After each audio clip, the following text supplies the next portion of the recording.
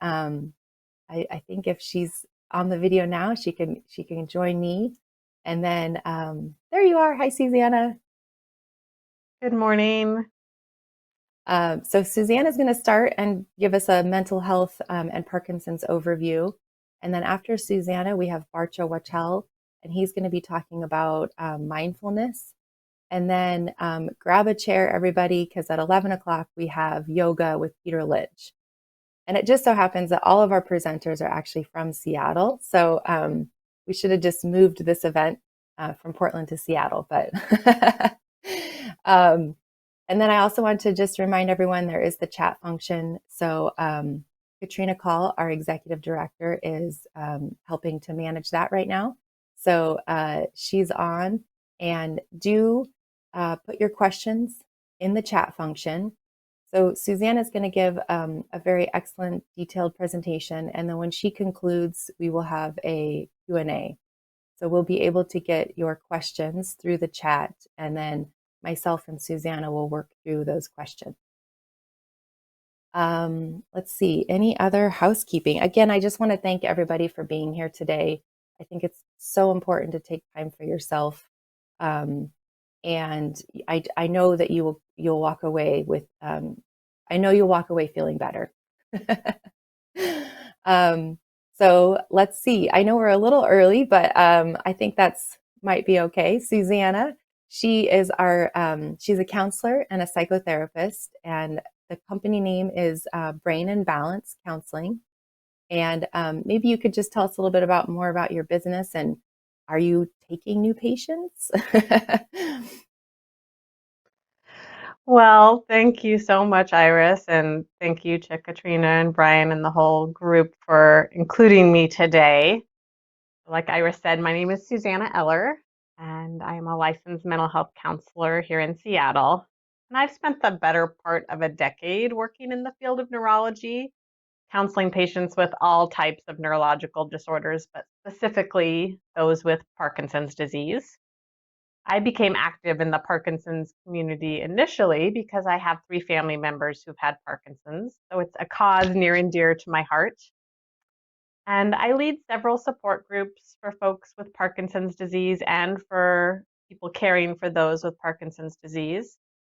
And I've been an active volunteer in the local Parkinson's community as well. So I'm all in. I'm here with my professional work, my personal life, and my volunteer work, really dedicated to the Parkinson's community and love the community.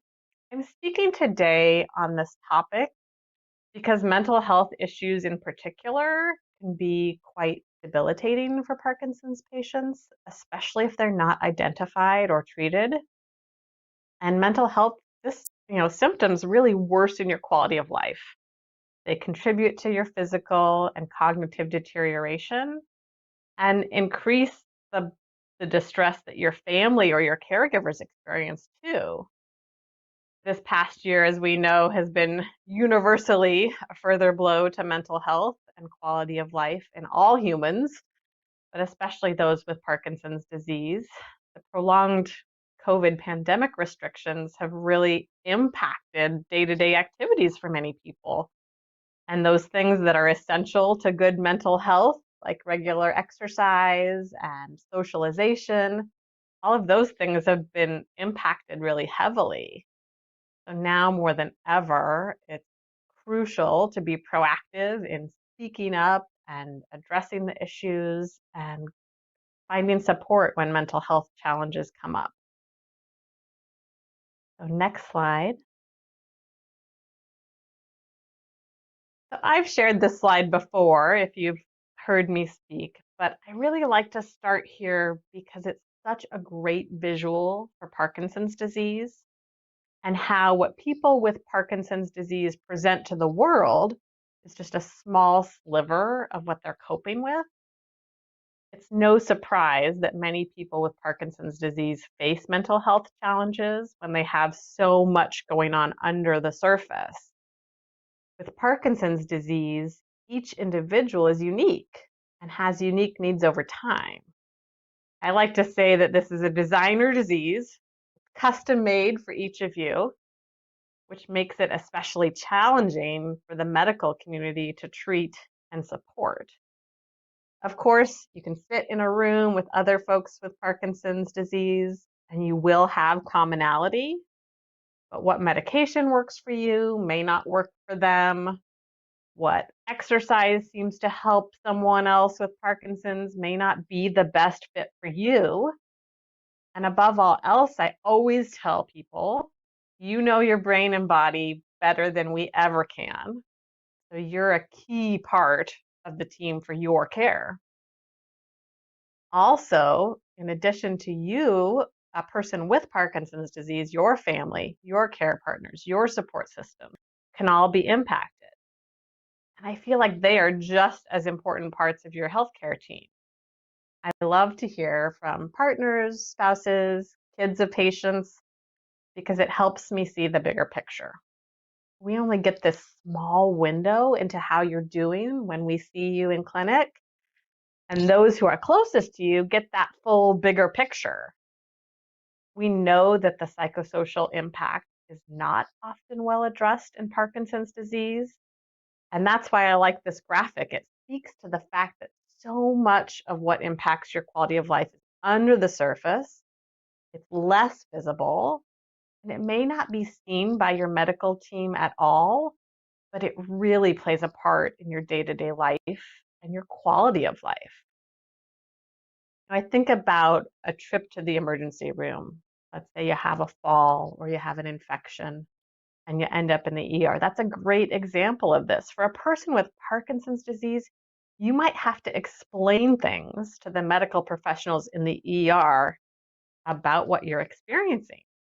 They might only know what's above the surface. They might only know tremor or only know what they've seen on TV about Parkinson's. And that's extremely frustrating, but it speaks to why it's so important for our Parkinson's community to be connected to such great groups like Brian Grant. We need you to be educated medical consumers so that you can advocate for your own needs.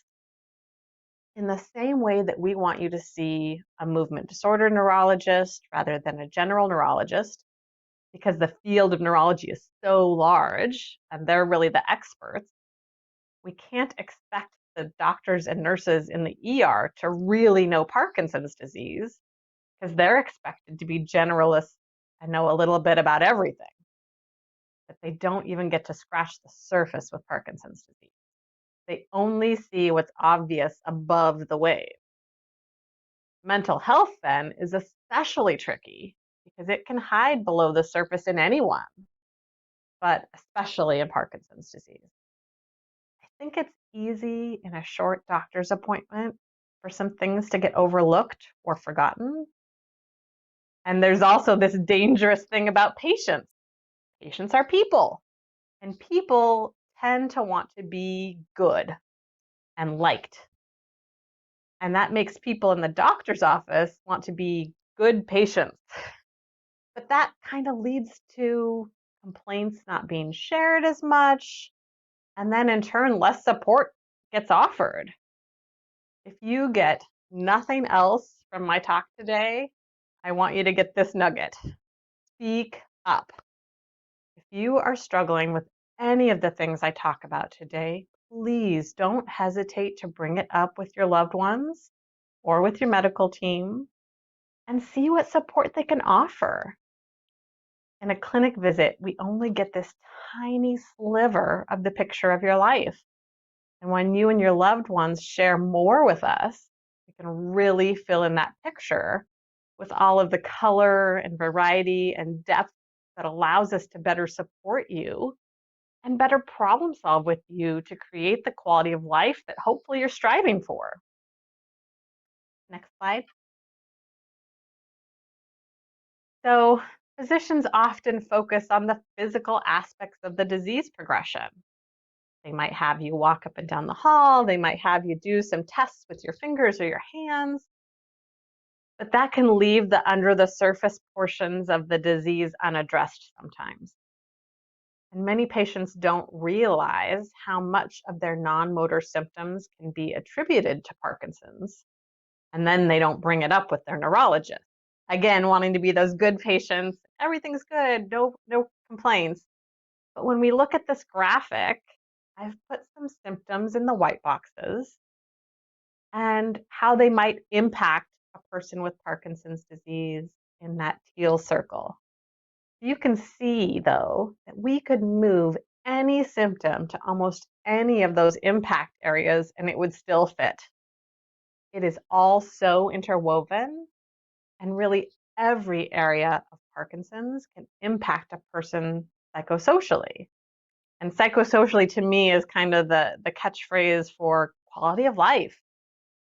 If we look at that top corner, urinary changes, constipation, sexual dysfunction, loss of autonomy, those things could really impact your mood. But I could turn that circle and we could say, well, yeah, but they're also impacting behavior and they're also impacting physical abilities and they're also impacting your cognition. And then if we look over at neuropsychiatric changes or pain or communication changes or relationship changes, again, that might impact your behaviors, but it also impacts your mood, your physicality, and your cognition.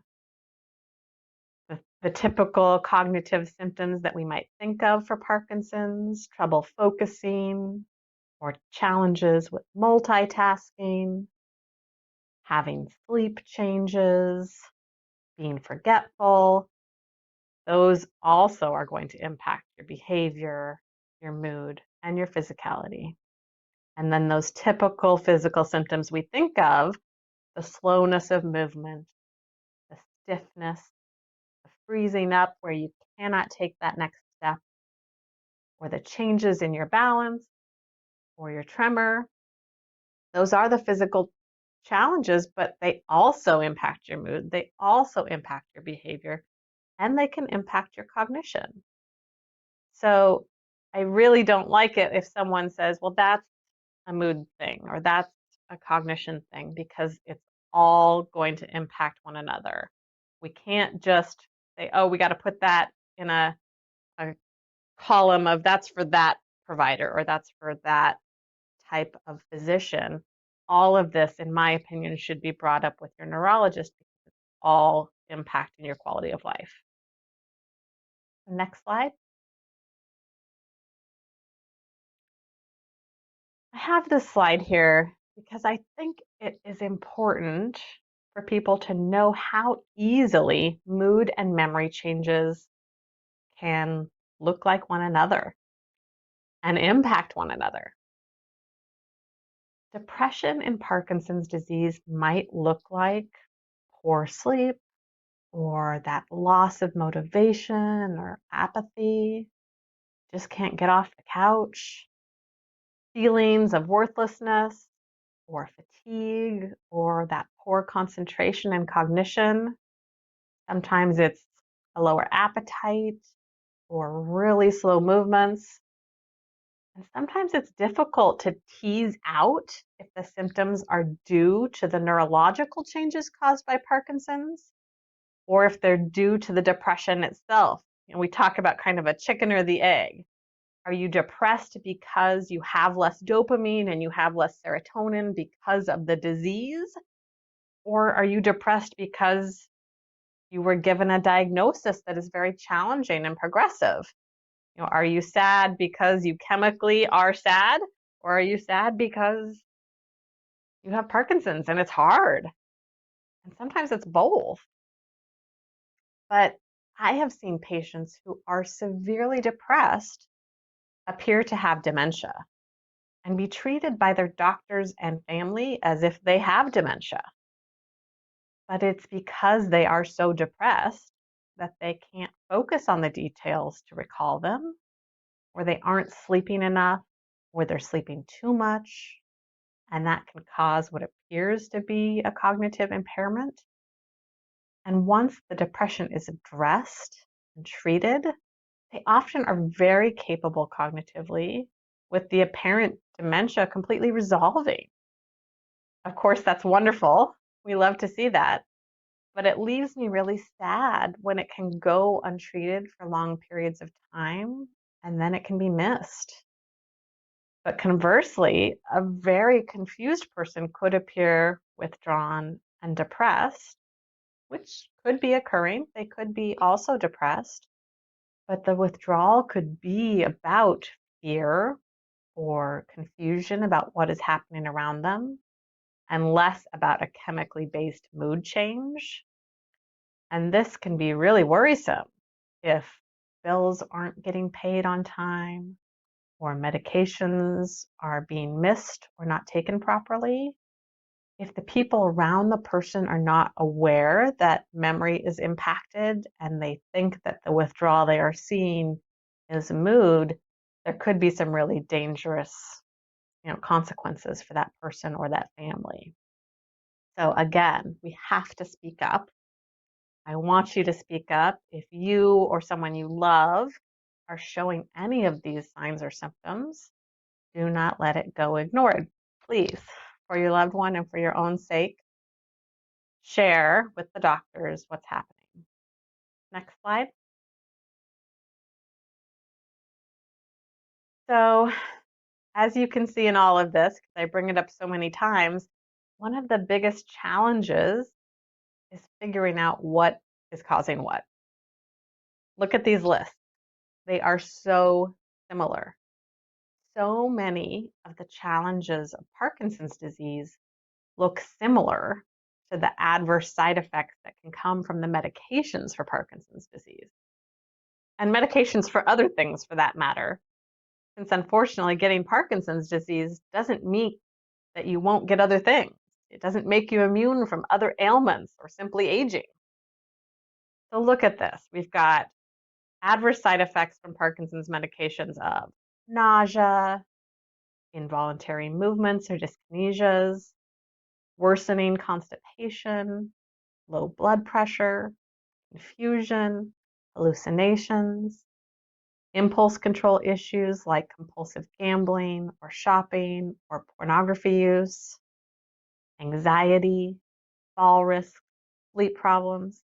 And then we look at some of the adverse impacts or symptoms of the actual disease of Parkinson's, and you might see low mood or sleep problems or constipation or urinary challenges, slower movement, more falls, sexual dysfunction, hallucination, confusion, or blood pressure changes.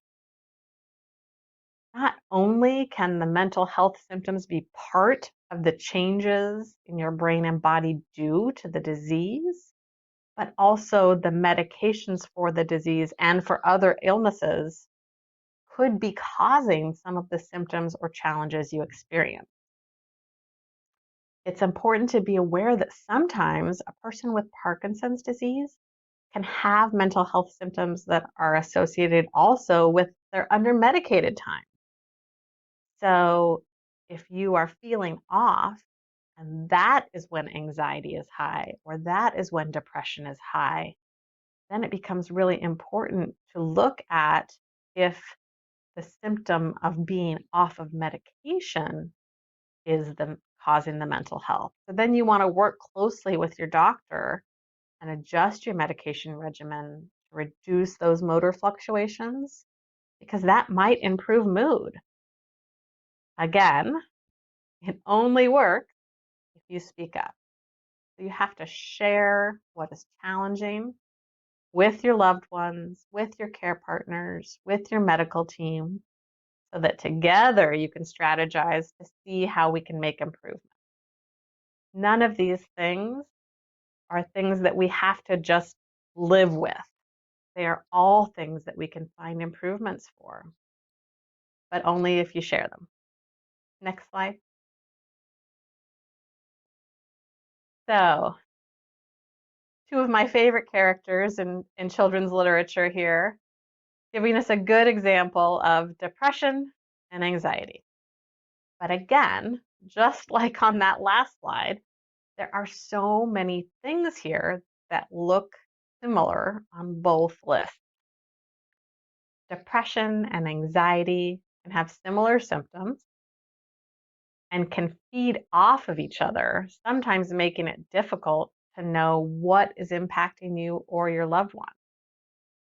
With depression, that kind of Eeyore low feeling, we can see feelings of sadness, cheerfulness, more irritable, less interest, more apathy, more tired, GI problems or less appetite, more agitation, slower thinking, trouble thinking or concentrating, some unexplained physical problems, sometimes pain or headache, and sleep changes. And then with anxiety, kind of that piglet feeling, the nervousness, you get that sometimes sense of impending doom or difficulty controlling the worries. You can get more restless. You might avoid doing things because of fear or anxiety. You might feel more weak or tired or have more GI problems, feeling nervous or tense, having trouble concentrating, having trouble sleeping. Sometimes we see excessive sweating or trembling or unexplained or worsening physical problems. If you're feeling more like Eeyore, that feeling down, less energy or motivation, being more tearful or feeling more helpless or hopeless, then it's worth exploring if it might be depression. Whereas if you're feeling more like Piglet, if you're feeling more nervous, or you're finding you're having these reoccurring thoughts, worries, or fears, sometimes people feel like they're losing control. We even do see patients describe panic attacks with sudden, severe physical and emotional distress. Sometimes breathing changes. The person might feel short of breath. You might feel your heart is racing, feeling like you're having palpitations. You might feel really hot or start sweating. Anxiety might be constant, which would be more of what we would consider a generalized anxiety disorder, or it could be situational, such as going out in public or going out in crowded places, making you feel like you are a little bit more social phobia. Again, we want to remember that these symptoms, especially anxiety, can be amplified when you're in that off period, when your meds are not effective for you or when your meds are wearing off. So you always want to work with your doctor to optimize your on periods, especially if you're experiencing worsening anxiety or depression when you're off your meds. There are lots of options to help with both of these challenges, both depression and anxiety. There's lots of medications that can be very effective. And please don't be scared to try a medication if your physician suggests it.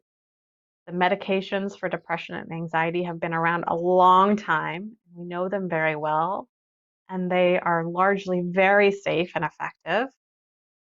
Counseling can also be helpful. I'm a little biased there since that's my role. But also just getting engaged socially can help. Support groups are great for this, or Parkinson's disease groups, or gym exercise groups. The best way to combat many of these challenges is to find purpose in your day, to get busy with work or volunteerism, something that's important or meaningful to you, or community activism. I do like to say that at first you might have to fake it till you make it. Sometimes you have to force yourself to do the things you know will make you feel better until they actually start to make you feel better. It can be helpful in those cases to make a schedule or a routine and stick to it, or give a loved one permission to remind you to attend that yoga class, or give that loved one permission to sign up with you to go to the gym or to volunteer at the animal shelter. But making it a routine, setting it on the calendar like it's a doctor's appointment so that you give it that same gravity and importance in your life can make a difference, especially when you're struggling with motivation. But once you make one enjoyable connection with someone at the exercise class or at the support group or at the place where you volunteer or work, it will automatically help you with motivation because you have someone or something to look forward to seeing when you go.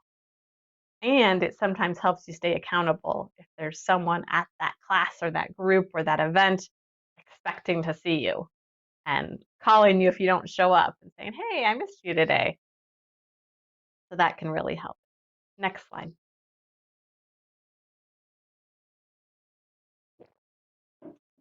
So, like many aspects of Parkinson's disease, mood and memory can have significant impacts on the entire family.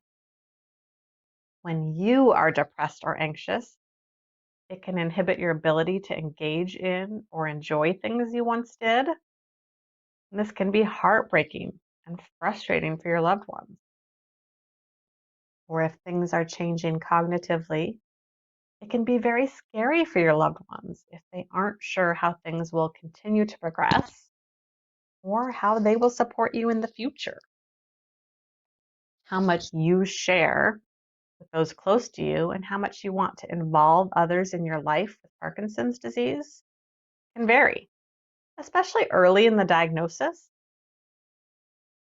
That day-to-day life may not change overnight, but letting those around you in on how things are changing can keep you all on the same page and help keep everyone in a positive and proactive space.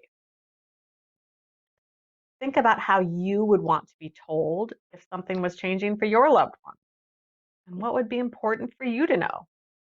Remembering that being part of a relationship is that there's give and take, and sharing your experiences can help your loved ones know when to give and when to step back and give you space. A great place to try to come back to when things feel overwhelming is to focus on quality of life, looking at the whole person, not just the Parkinson's disease, always striving to have respect be at the forefront and use open, sensitive communication. If needed, reach out to a counselor for support. Again, you have to speak up to get help, but remember that counseling can not only be helpful for the person with Parkinson's disease, but also for the spouse, the care partners, you as a couple, or your whole family. Next slide. So I know it can be overwhelming to hear all of these possible things that can be challenging with Parkinson's disease. But again, I want to remind you, this is a designer disease, custom made for you. So not every part of what we are discussing is part of your journey. So trying to shift us into the positive, which is where we will hopefully stay the rest of the day, I want to spend the rest of my time talking about hopeful and positive things, that there's so much you can do to combat these challenges.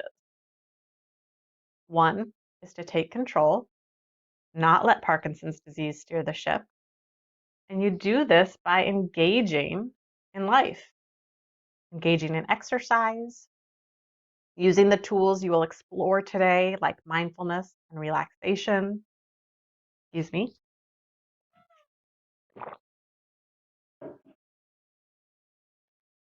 Making sure there's purpose in your day.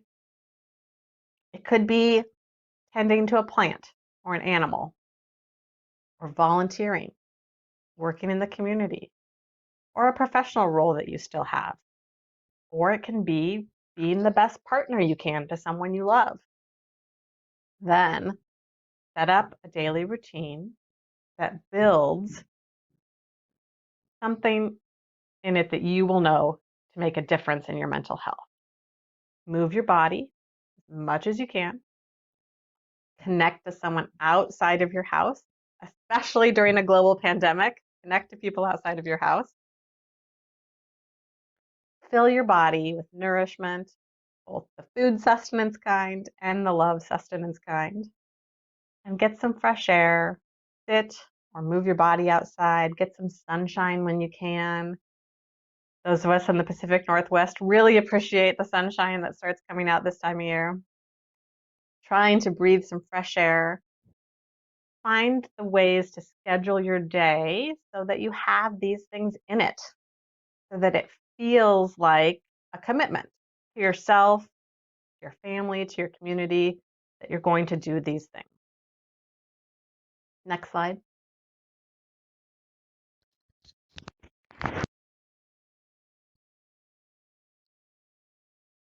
So I want to give you some tools. Last time I spoke, I shared some of these tools that can be helpful to settle your brain. And I know you will get many more today from Barcha and Peter. But I want to give you two of my favorites in case you haven't heard them before. One is 478 breathing, and one is the five senses naming. So we're going to take a few minutes together now. We're going to really learn these and try them to see how they feel.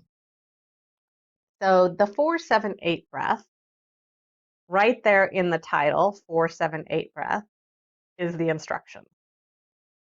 This exercise is very simple. It takes almost no time, and it doesn't require any equipment. You can do this anywhere, which is why I love it. You can do it in any position, but when you're learning it, maybe sit up so that you can pay attention to how your body feels.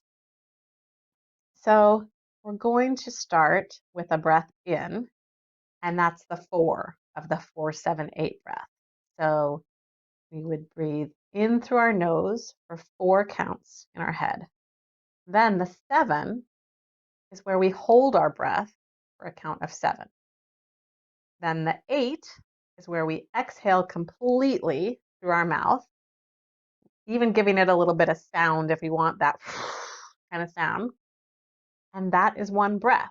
So the 4 in through the nose, the 7 holding the breath, and the 8 out through the mouth. So we're going to do it together, and I'll guide you. It is not important how fast or slow you count. What is important is that ratio, that 4, 7, 8 doubles the time we spend breathing out over the time we're breathing in. And the counts and the switching from nose to holding breath to breathing out through the mouth gets you out of your head. It's really hard to be thinking anxious, busy thoughts if we're doing this breath correctly.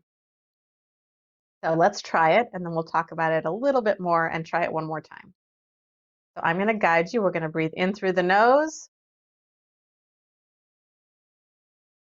Hold your breath.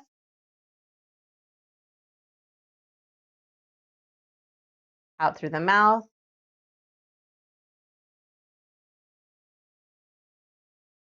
That's one breath. So let's try it again. In through the nose. Hold it.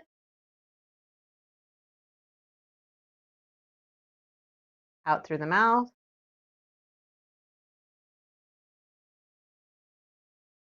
One breath.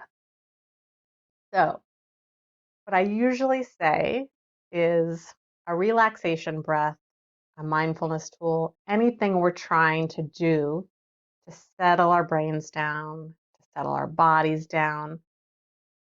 It's exercise. It's something you're not used to doing. Our society isn't good at saying, "Oh, good job relaxing today. You did such a good job relaxing today." So we don't usually put a lot of effort or worth on the things that are relaxing. So I like to think about it as if you were taking a new physical challenge on. If you wanted to do a 10K, but you had never had walked a long ways or jogged at all, you would have to practice.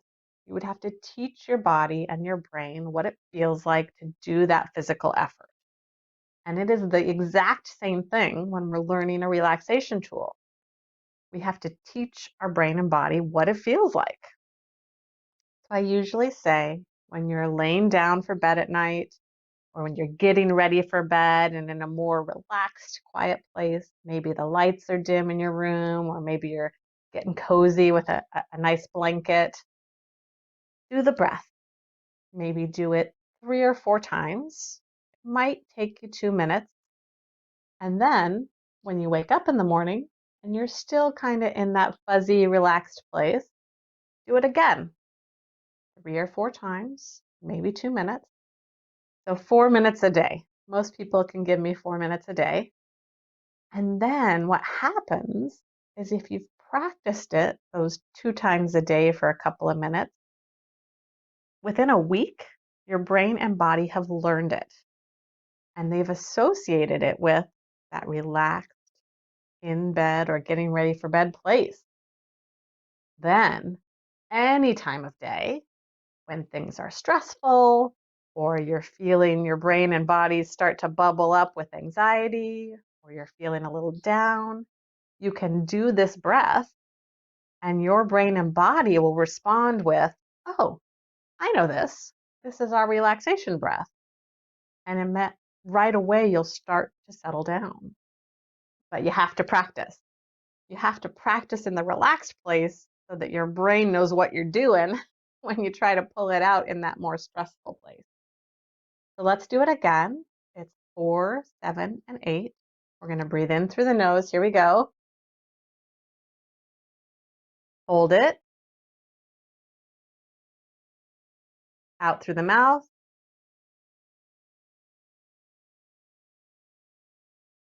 There we go. One breath. So that is exercise number 1, your 4, 7, 8 breath. Over time, as you learn it, you'll be able to slow it down and really give your attention to it. And it will start to feel better and better. Remembering it's not important how much time you spend on it, it's the ratio and just giving it a little bit of practice. It's a natural tranquilizer for your nervous system. Unlike drugs, medication, there's no bad side effects to doing some breathing, doing some relaxation. And if you do it twice a day, you will learn it pretty quickly. But you cannot do it too frequently. If you want, you can learn over time to extend it, to do slower breaths, to do more breaths at a time, but don't ever do more than 3 or 4 breaths when you're first practicing. That's why I said, 3 or 4 breaths at bedtime, 3 or 4 breaths in the morning. So the last exercise I want to give you is 5 senses naming. Now this one I like because it's great for, let's say you're sitting in the doctor's office waiting for the doctor to come in for your appointment, and your brain starts getting busy and you're thinking, what are they going to say today? Are they going to tell me something has changed? Are they going to add another medication? Your brain starts to get busy with the what ifs. Then, instead of letting your brain focus on the what ifs, we want to get it busy with some mindfulness, with some grounding. And so we start with 5 senses. The easiest one is sight. So we usually start with sight. You just start naming to yourself everything you see in the room. So maybe you're in the waiting room at the doctor's office and you say, I see the magazine rack. I see the brown table. I see the blue chairs. I see the multicolored carpet. I see the fluorescent lights. I see the woman behind the desk. I see the check-in paperwork. And you just start naming everything you see. And if you get really detailed, you can go for a pretty long time naming everything you see. I see the brown frame around the green mat with the picture of people at the beach. And you just start naming things with detail. And if you run out of things you see, you go to your next sense. The next easiest one is things you hear. So it might be, I hear the rustling of the magazine by the other person in the waiting room. I hear the hum of the fluorescent lights. I hear the fan whirring. I hear the phone ringing. I hear the door closing down the hall. I hear the little kids giggling with their mom. I hear my partner breathing heavily next to me. It can be anything at all. And you go through what you hear. When you run out of things you hear, then you can name things you feel. I feel my glasses on the bridge of my nose. I feel my clothing on my skin. I feel the chair under my bottom. I feel the floor under my feet. I feel the watch on my wrist. Going through all the things you feel. And then you can go to things you smell. Now, with Parkinson's, you might not smell as much, but maybe you smell a little bit. Maybe you can smell the coffee in your hand, or maybe you can smell the shampoo you used that morning, or your partner's deodorant or cologne.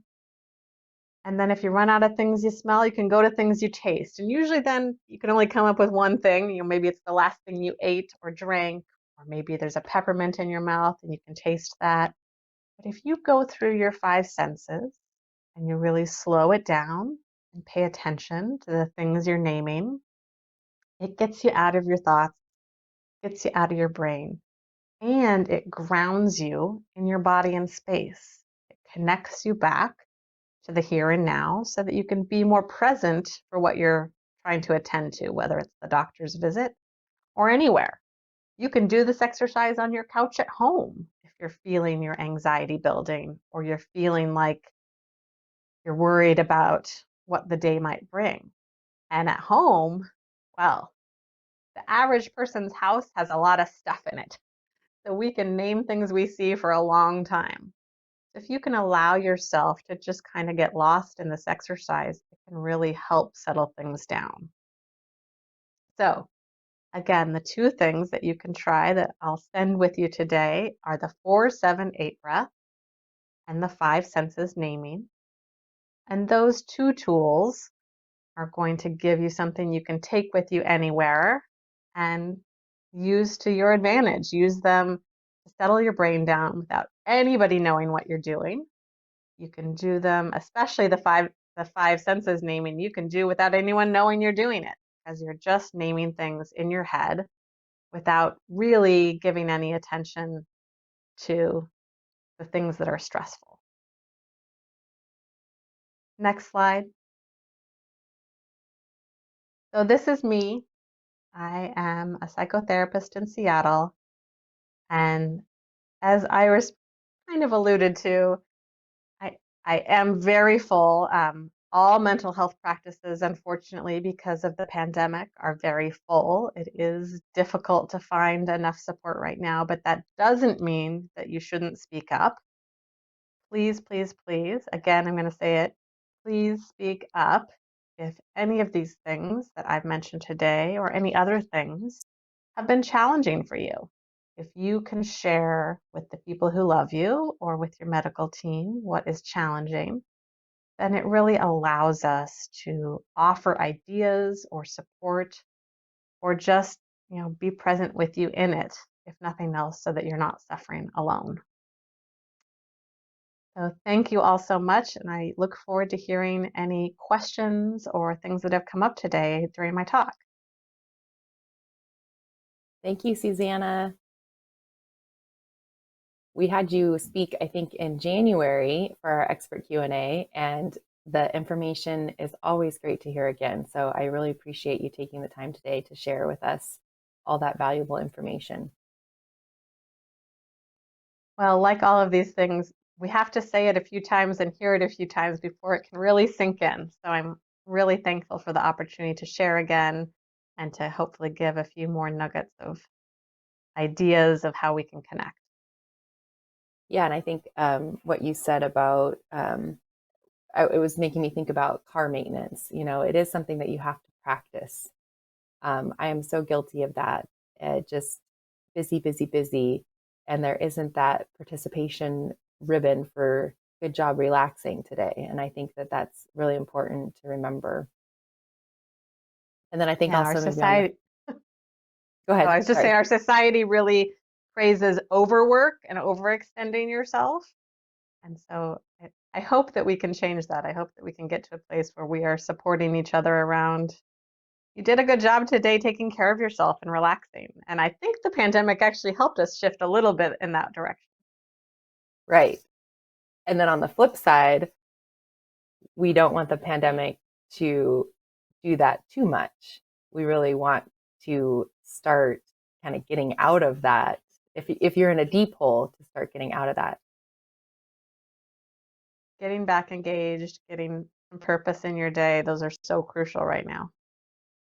I think that is the biggest thing that we've heard is the lack of connection. And so, again, that's why we're here today. So hopefully people are connecting virtually. So the relaxation, I think, is a really great, or the breathing is a really great tip and tool, and to continue to practice that for people to take away with that. And of course, the five senses, I think slowing yourself down, really thinking about what you're feeling, seeing, smelling.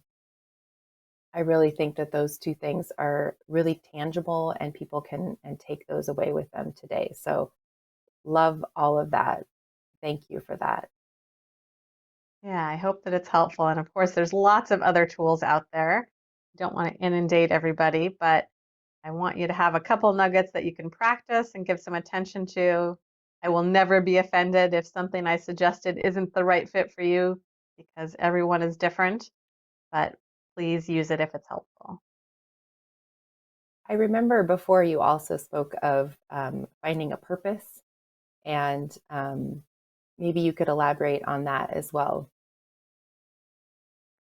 Yeah, I think that having something outside of yourself that is meaningful, that you give attention and time to, is really helpful in keeping mood up and keeping anxiety down. Like I said, it could be taking care of the garden or some house plants that you tend to and water and pick, the dead blossoms off of. If you have a cat or a dog or a bird or a fish, something that you take care of and keep it alive. If you watch your grandkids sometimes, or if you're still working, all of these things that we give our time and attention to every day that we are nurturing that either have really important meaning or purpose to us or are a cause that we care about out in the community, those things really help with mood, with anxiety, and with keeping our brain going, keeping stimulation going so that you don't feel like, well, what am I going to do today? You have that purpose, that thing to get you out of bed. Yeah, I really like that as well. I am looking at some of the questions. And yeah, it looks like people are just giving you lots of kudos and thanks to the relaxation exercises. So that's great. But if anyone has any more questions, please post those in the chat. Like I said, this video and today's conference will be recorded and put on our website. So anybody can rewatch this and hopefully maybe practice along with you the breathing again. But if anyone has any questions, please reach out to briangrant.org. You can also email info@briangrant.org and try to relay some of that to Suzanna. Any final words that you'd want to share with the audience right now? Well, just remembering that that kind of recipe for success is to move your body, to exercise, to engage in that mindfulness or relaxation, and to find that purpose in your day. And perfectly, today's conference gives you all of those tools. It gives you the ways to find time to take care of your brain, to take care of your body, and to take care of, your soul, whether it's, you know, getting active in the Parkinson's community, getting active with Brian Grant, getting active at your local school, reading to kindergartners, whatever it is that gives you purpose, that helps keep you going, that helps keep you hopeful and positive.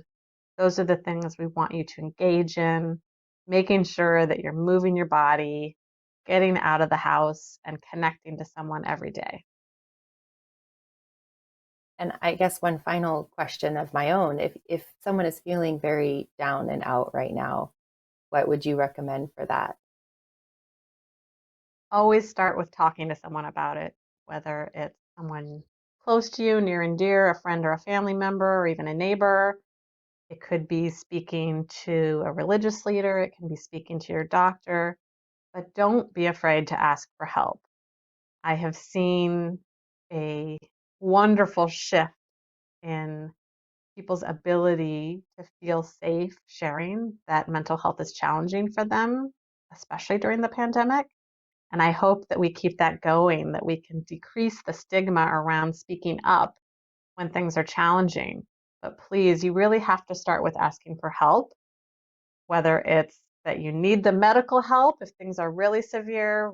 You can always call 911 or a crisis line if you're suffering with mental health challenges, and get resources in your community. I know in some communities, in our community in Washington State, you can call there's a different number, 211, for just kind of resources and services. So a lot of communities have something like that. You can look into what's available in your community, but hopefully your doctor can get you on the right track too if you're not sure where to start. Good. Thank you for that. Well, everyone, thank you again, Suzanna Eller, for being with us today. You go enjoy the rest of your Saturday, relaxing. And thank you so much for And including me. absolutely. So we do have a short break until our next presenter, and Barcha Wichel will start around 10 a.m.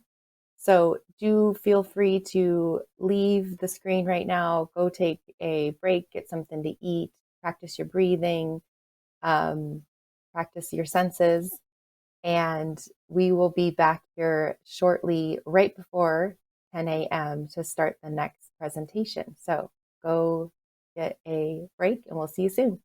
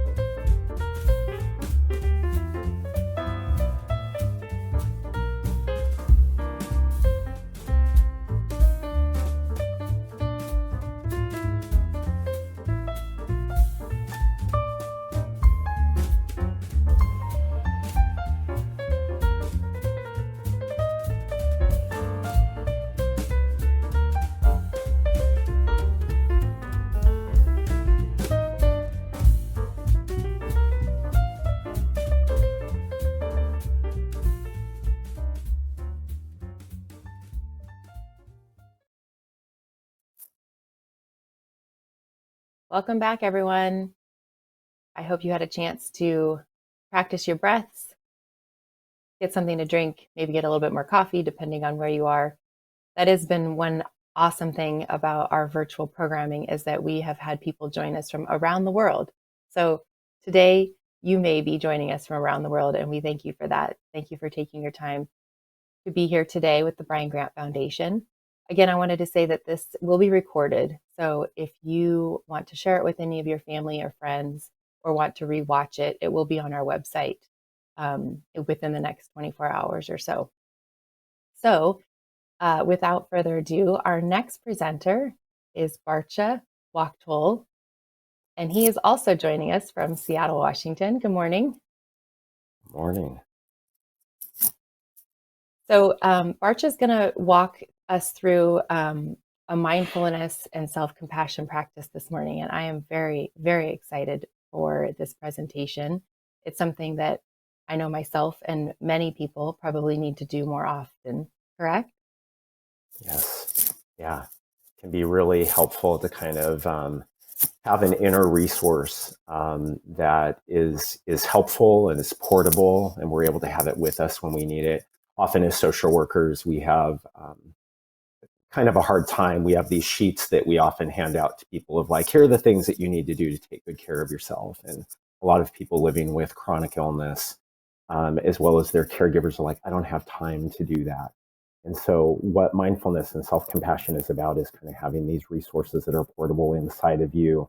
And it's more of a practice and a way of being rather than something that you have to like go to do. So we'll talk about some of the benefits of that and the ways that that can be helpful. I love that. And Suzanna Eller, our previous presenter, she did have us go through a 4, 7, 8 breathing technique, and also a senses, our 5 senses technique. Again, those are things I love that. Yeah, you can have for yourself, but it does take practice, just like training for a marathon. You have to practice it. Absolutely. Yeah, and repetition is our friend in mindfulness, and I'll talk about some of the. Actually, there's a lot of information I have planned, but we'll get into a lot of the conceptual end of things, like how you approach it, and what's important, and how our brain works, and the mechanisms that mindfulness helps us in changing our neurophysiology. Great. Okay, well, Barcha, I'll let you take it away. Thank you so much. So as was presented, you can see my name up there. I'm a licensed independent clinical social worker out of Seattle, Washington. I have a private practice that also does a lot of mindfulness and compassion education in the Seattle area. So I run support groups and do conferences like this that I always am very excited about. And so we're just going to talk about discovering mindfulness and self-compassion. And if we can go ahead and move it on to the next slide there.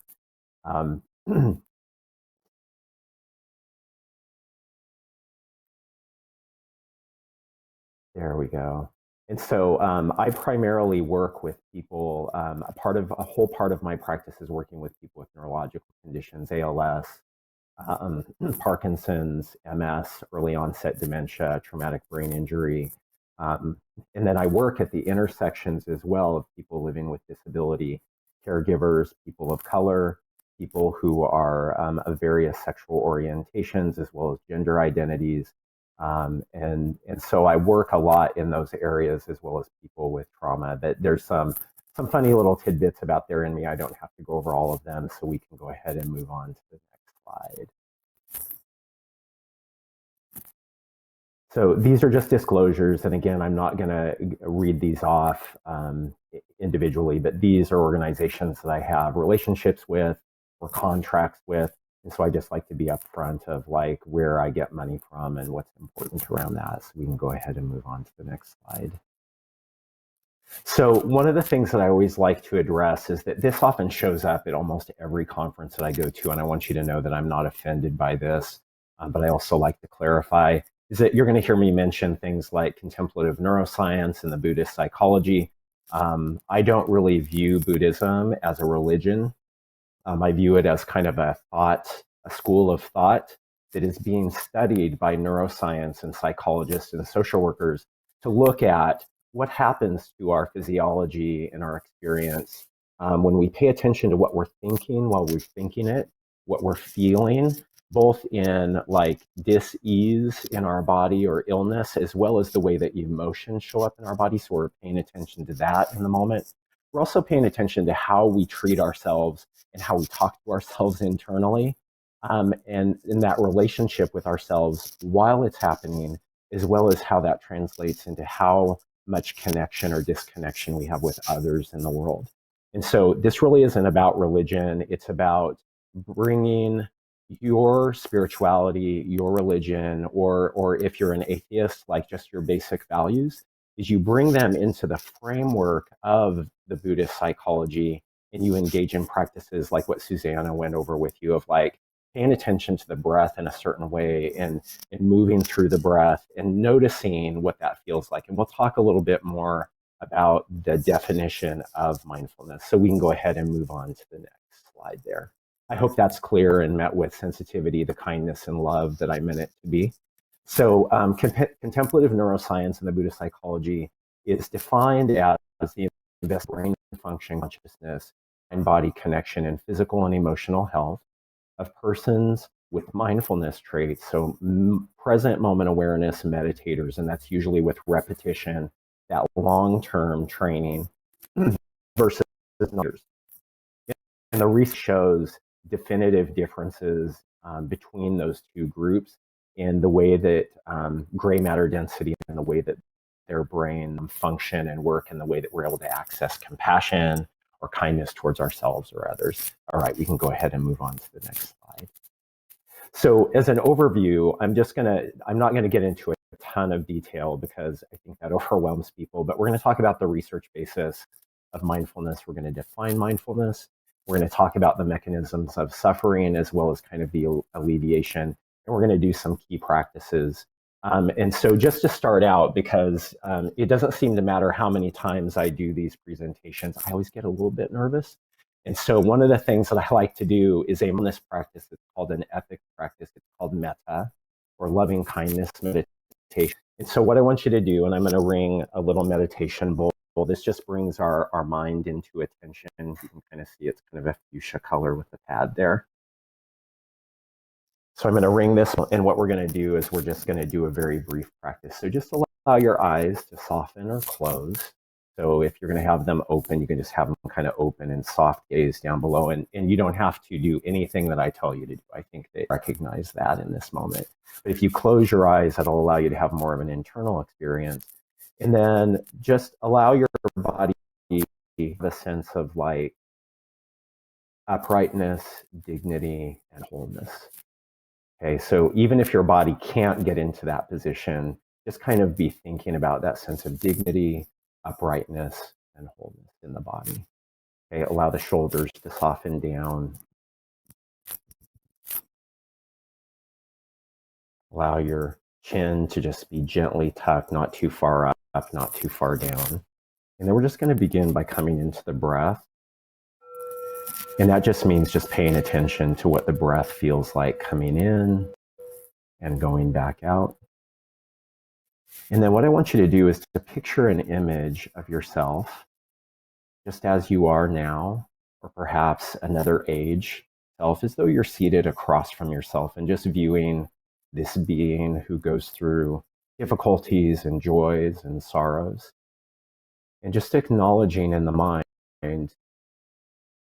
that this being wishes to be happy and to alleviate suffering as much in their life as they can.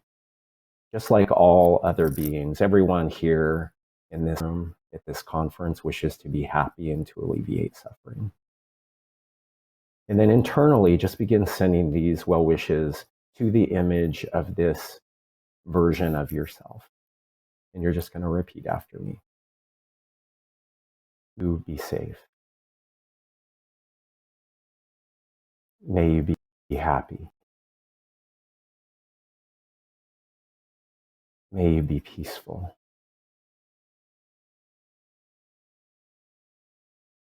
May you be free. May you be as healthy as possible. May you live with ease. And then we're just going to include everyone here at the conference. We're just going to repeat these phrases again. Just thinking of all the other beings here at this conference, or other people out in the world who have Parkinson's, or caregivers of people with Parkinson's, family members, loved. Just repeating after me. May we be safe. May we be happy. May we be peaceful. May we be free. May we be as healthy as possible. May we live with ease. And now just expanding your awareness into the whole body breathing, just noticing how the body feels in this moment. And just allowing yourself to feel the way that you're feeling, to be just as you are, with no need to make it any different. And then slowly, gently as you're ready, allowing the eyes to come back into the room.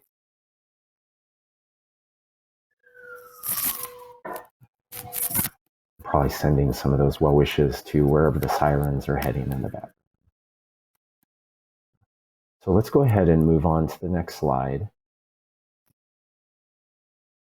All right, so what contemplative neuroscience is really interested in looking at are three main areas of research, which is neuroplasticity and epigenetics, which you've probably heard a lot with the COVID vaccination, and kind of the way that they're looking at the way that this is impacting people living with chronic illness, as well as telomeres. So neuroplasticity is just about, it's basically about habit, right? That when we begin to change our behaviors, our experience is shaped by those experiences. So every time we go to do something, so I always tell people, like at the lower end of things, if I'm used to, if my right hand is my dominant hand and I go to open a door with my right hand, there's a particular pathway in my brain that is in the habit of doing that. If I come up to the door and I consciously say, oh, I'm noticing that I use my right hand and I'm going to use my left hand, that begins to more difficultly, that begins to form a pathway in our brain that says, oh, we're going to start using, and so greater flexibility within our system. So new neurons are produced in certain regions of the brain in response to optimism and present moment awareness. And so we're actually able to shape the way that our brain begins to react into more of a purposeful responsiveness around any kind of experience that we come up against. So that's kind of the simplistic view of what neuroplasticity. Epigenetics is just that experience, behaviors, lifestyles, and attitudes determine gene expression. You've probably heard about some of the new research around the CRISPR gene that can kind of go in and edit DNA. So when we engage in certain ways around our experience, behavior, lifestyles, attitudes, it's kind of like a dimmer light switch. If we're like not eating very well, we're eating lots of big like fatty foods that are bad for us, and we're very, very sedentary, then that may begin to turn on genes within our system and our family history, right? It's no one's fault, but it begins to turn on those genes for disease expression. And again, that doesn't mean that it's anyone's fault. Just we're beginning to discover more of like how our physiology works. And then if we're eating well, staying active, doing yoga, meditating, going for walks, eating fresh fruits and vegetables, then that begins to down-regulate the genetic expression of disease process. So mindfulness is involved in those mechanisms in the research. And then the last thing is just telomeres. These are these little ends of our chromosomes, and they're kind of like little hair kind of things. And what they found is that these are indicators of aging at the cellular level, and they can be predictors of longevity. With particular meditation studies that they've done, they found that these telomeres actually get longer with meditation and repetition around loving kindness meditation or paying attention to the breath as an ongoing practice. And then with high stress and kind of getting into reactive states, those telomeres actually get shorter. So they can be a big predictor on longevity as well as quality of life. That's what that indicator of aging is. All right, so we can move on to the next slide. So I'm just going to go over this.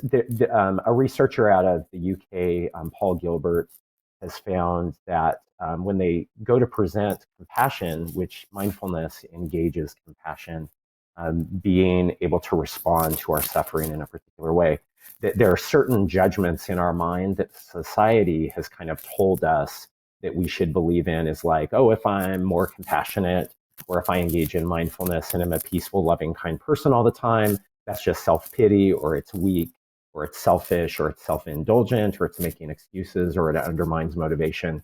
And I'm not going to go over all the details. You can read them there.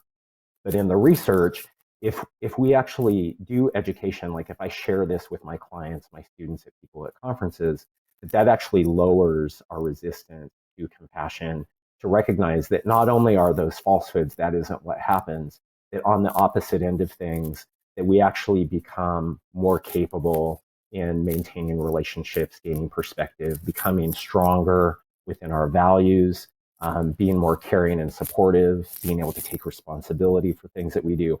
So much so that, like, even here in Seattle at the VA, they run support groups for veterans, just around loving kindness meditation, which is what we did at the very beginning.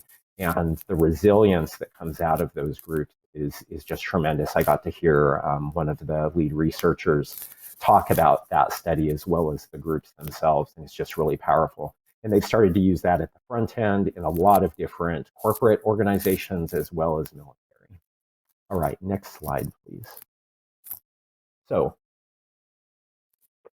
there are lots of studies out there about mindfulness specific to Parkinson's, and they usually involve like anywhere from like just 2 sessions all the way up to 8 weeks.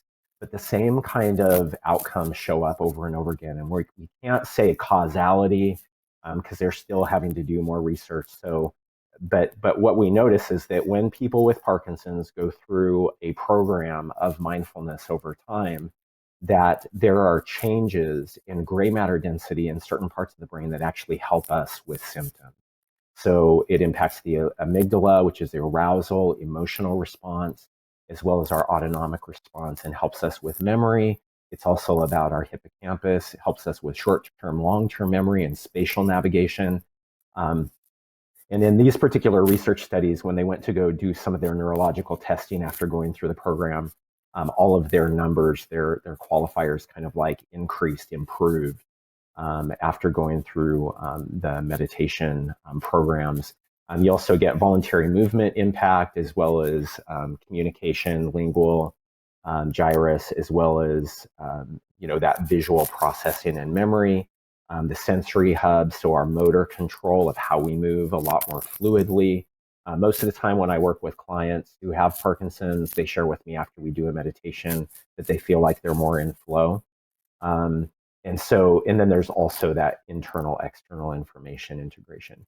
So generally speaking, if you look at any study on Parkinson's and mindfulness, these are some of the basics that you're going to see show up in improvements in quality of life and functioning.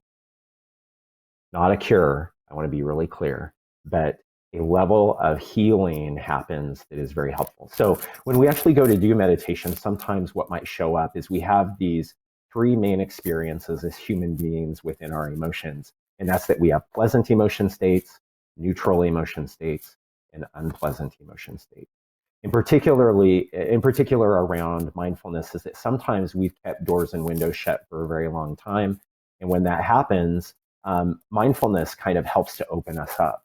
And when that happens, sometimes we get in touch with things that have been hidden for a very long time, and then that might cause an emotional response. So like even at conferences, I have had some people have like emotional breakdowns where we call it backdraft, where they're like, oh, I'm out of alignment with my values, or this memory showed up and I'm overwhelmed and I'm tearful and sobbing. In therapy, that's a beautiful thing to happen, because as a therapist, I can help that person to come back to that experience gently over time, over and over again, until that reactivity kind of settles down. But in speaking and teaching, I always want people to kind of practice at a low level, like notice what's happening, allow yourself to kind of monitor how open or closed you are to practices or to the information themselves. So I always like to mention that, as well as to give a good plug for please find a good mental health therapist if you haven't already. It's tremendously invaluable to going through the process of changes in your body and changes to your self-image so that you're not getting caught with surprises as you move through your journey of life. Next slide, please. So what is mindfulness? So mindfulness is the cultivation of awareness. It's paying attention to what's happening while it's happening with acceptance or non-judgment. Now, you'll notice that I didn't say the purpose of mindfulness is to empty your mind. I didn't say that the purpose of mindfulness is to hold still. I didn't say that you're supposed to have like a euphoric experience or see bright lights or have out-of-body experiences. We're actually very grounded in the research base of mindfulness in the Buddhist psychology. They're generally studying what's called Vipassana meditation, which is focused on what's called insight. So it's insight into paying attention to what's happening while it's happening, and then we learn how to relate to it in a certain way. So we use what's called beginner's mind. If you make a mistake, you just go back to the beginning. So when your mind wanders, when you're like, I can't, my mind is racing, you just go back to the next breath. There's no big deal. And that is mindfulness. You're doing it correctly. And then you're just allowing what's showing up. And then you're also just testing it out to see, as a good scientist for your own body and experience, like, is mindfulness for me? And it's okay if it's not.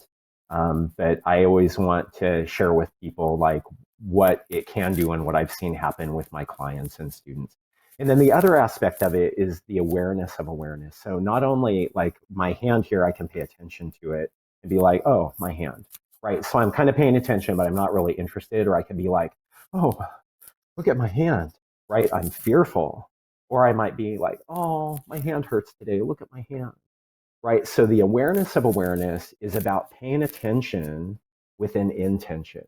So this is where your spirituality, your values, your religion come in mind. So if you have religion and spirituality or just values that are based around love and kindness and gentleness, we're actually practicing those values in our awareness to how we're paying attention. So we're being much more intentional about how we pay attention. So for instance, if I'm having a bad day and I'm like, oh, I don't feel good today, I'm like, oh, may I be loving to myself, rather than, oh, I'm just going to go watch some TV and I need to get away from my body and my experience, right? So we're learning how to be gentle and kind. So it's about your core values, not mine or anybody else's. It's about paying attention in a particular way. And then you bring in like these examples at the bottom: warmth, peace, kindness, a sense of fierce compassion, kindness or love, or courage, just whatever it is that you need, that's what we're bringing into practice. All right, next slide. So suffering, on the other end, what we're dealing with in Parkinson's, or sometimes as being caregivers, is this thing. It feels like a much bigger thing than it is, and certainly there's a spectrum of suffering. So it doesn't mean that everyone has the least amount of suffering or the greatest amount, but the way that neuroscience defines suffering, just in the language, is the wish that things be different than the way that they are, right? So if I have Parkinson's, I might have a wish and really fight that internally, like I wish that this was different than the way that it was, and we kind of end up at war with our own body, which doesn't feel very good. That increases our stress hormones. Or like for me, I have chronic pain down my right-hand side of my body from getting hit by a car in 2012. I might be like, ooh, I hate that pain, and I'm in a body clench all the time because I can't stand that. So a lot of teachers use a basic kind of analogy here of like pain, right? Pain itself times resistance exponentially increases our suffering, right? And then also, if we find a way of escape like drugs or TV or food or whatever it might be, if we experience some pleasure and then we want to hang on to that, and then we strive to continue to feel happy or to feel in that sense of feeling good, then eventually something comes along in life that is that basic level of suffering, and then we suffer more because we're trying to get to feel good and we're ignoring that we feel bad. So those are the basic mechanisms of suffering. All right, next slide. So one of the ways that our mind works is a researcher back in 2001 named Reichley decided to look at what happens when we place a human being in a room with nothing to do, and often even when we're engaged in activities. So a part of what happened was he stuck people in the room, and this is a functional MRI, a person laying with their head down at the bottom facing up. So you can see the mid prefrontal lobe, that little red space up at the top, that's the mid prefrontal lobe, judgment, decision making, personality. And then in the back of the brain, those are the memory centers. And then you can't see them, but there are these very faint line striations through the center, kind of midline structures of the brain that connect in this he called the default mode network.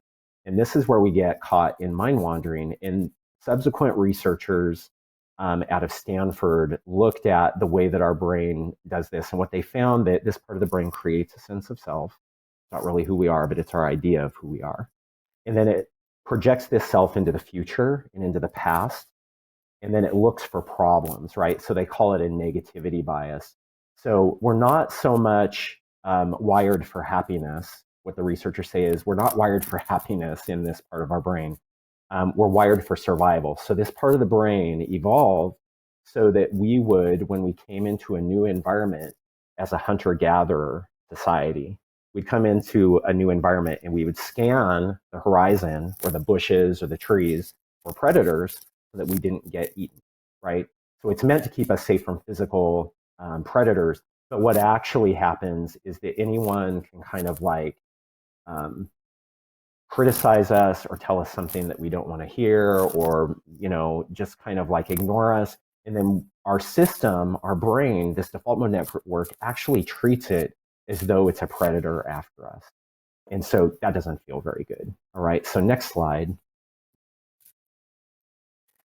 So, and again, I know this is a lot of information. So part of what's happening here is that we have these overlays of cortical columns, 6 neurons deep, that overlay every part of our senses. So like Suzanna went over the 5 senses with you.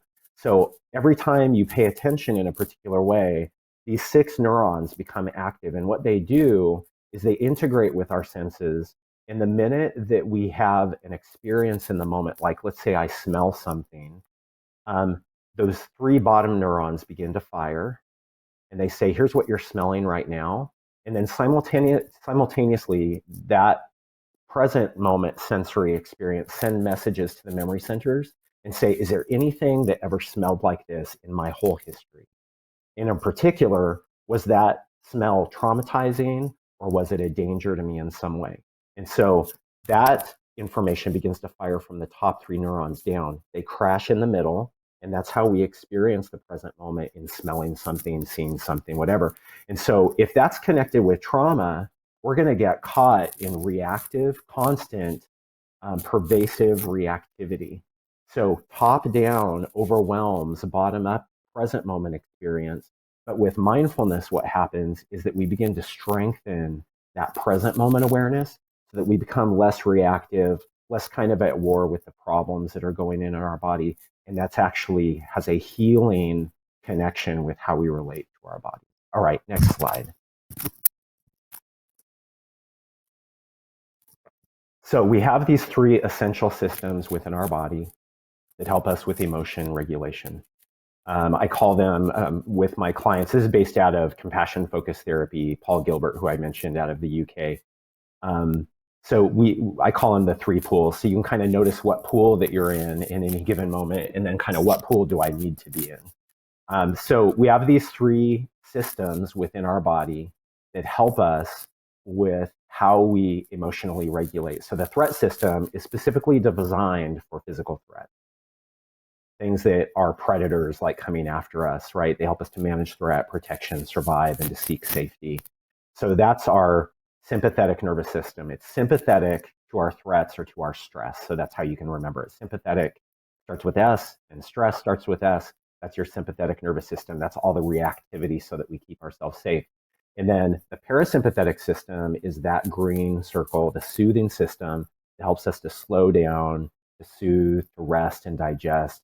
It helps us create a sense of safeness and kindness and care. It's certain researchers like Nancy Eisenberg calls it the tend and befriend system. And then we get energy out of both of those 2 systems that help feed into the drive system. So like if we need to move or get out of there, like fight or flight, then we can achieve goals, consume things, and accomplish tasks but it's going to be harder to do that if we're in threat system. What mindfulness helps us to do is to move gently when difficulty shows up, that we pay attention to it in a certain way. We engage the soothing system, and then that helps us to slow it down enough so that we can actually function and do the things that we need to do. None of these are bad pools to be in. It's just a matter that the drive system and the threat system get so bloated that we forget that we need to slow down and take good care of ourselves internally. All right. Go ahead and move on to the next slide there. So, yeah, since Suzanna already did a mindfulness of breath, I'm just going to do a little bit of information on compassion and self-compassion, just so that we're really clear on what those mean. And then we'll do a meditation, an informal daily living kind of practice that I teach to people when I first meet with them, both in classes and in therapy. So compassion in the neurosciences is defined as three distinct things that make up what compassion and self-compassion is. So the first element is mindfulness. So this is where we engage the heart and the mind. So in our body, essentially, we're using the heart as like a symbol. In our body and in our mind, we become aware like, oh, I'm really struggling right now and I don't feel good in my body. Essentially, this is the function of empathy, both towards others and towards ourselves. Like, oh, I can see this person is suffering. The way that this works and the way that empathy is contagious, actually, that helps us to be connected with other human beings, is if you've ever been out in public and you've seen a person like fall down some stairs or hurt themselves on a bar, and that jolt that you get in your body, that's empathy. That's what we call affective empathy. So what we're doing is we're actually feeling what we're feeling in the moment. So in this case, we like name emotions, and we actually try to open ourselves up to like being really aware of what we're feeling in the body. And then we're also engaging what's called cognitive empathy. It's where it's like, I wonder what it might be like to be in that person's shoes. And I'm thinking about it intentionally. Or like what we did in the loving kindness meditation is we're looking at ourselves in our mind and saying, look at this person, this human being who is precious and who is suffering.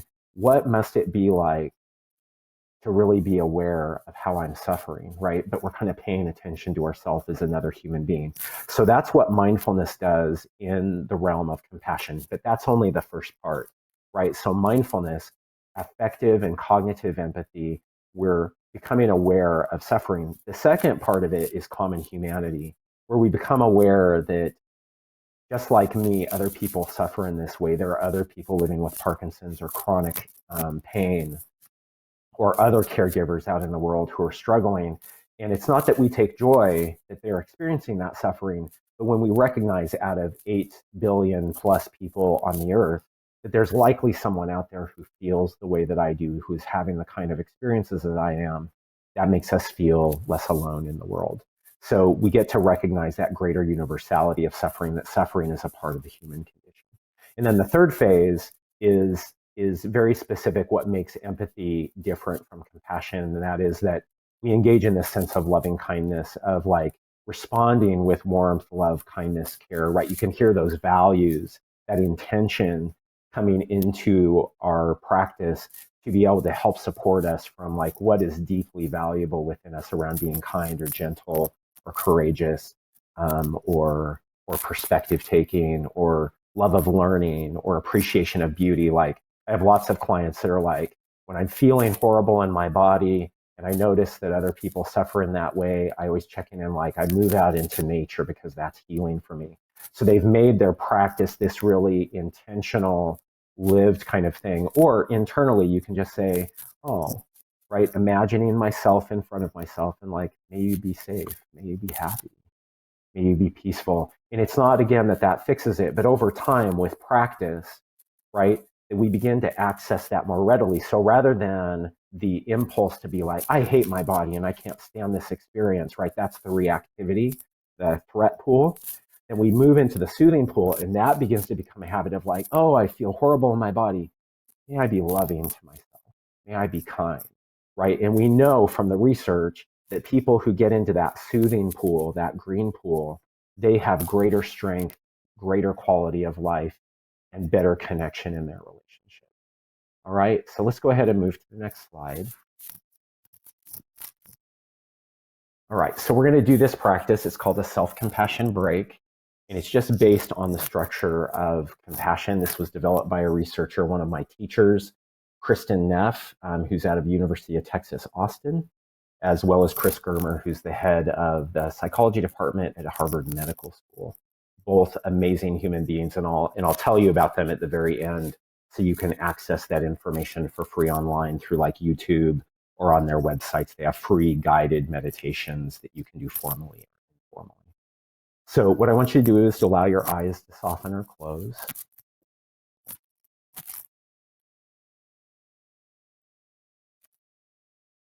And then embodying that sense of uprightness, dignity, wholeness. It's kind of like being royalty, kings and queens, very upright, regal, dignified.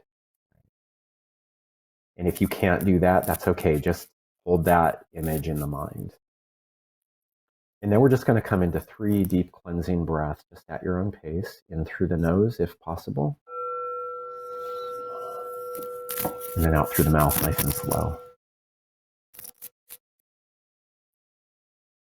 Twice as long, like what Suzanna, I imagine she was doing with you. This is called parasympathetic breathing, just at your own pace. Kind of like you have a candle and you're trying to not blow it out, but it's right in front of your mouth. And then at the end of the 3rd breath, just allowing your breath to begin moving into its own natural rhythm. You can just notice this kind of rising and then falling of the breath.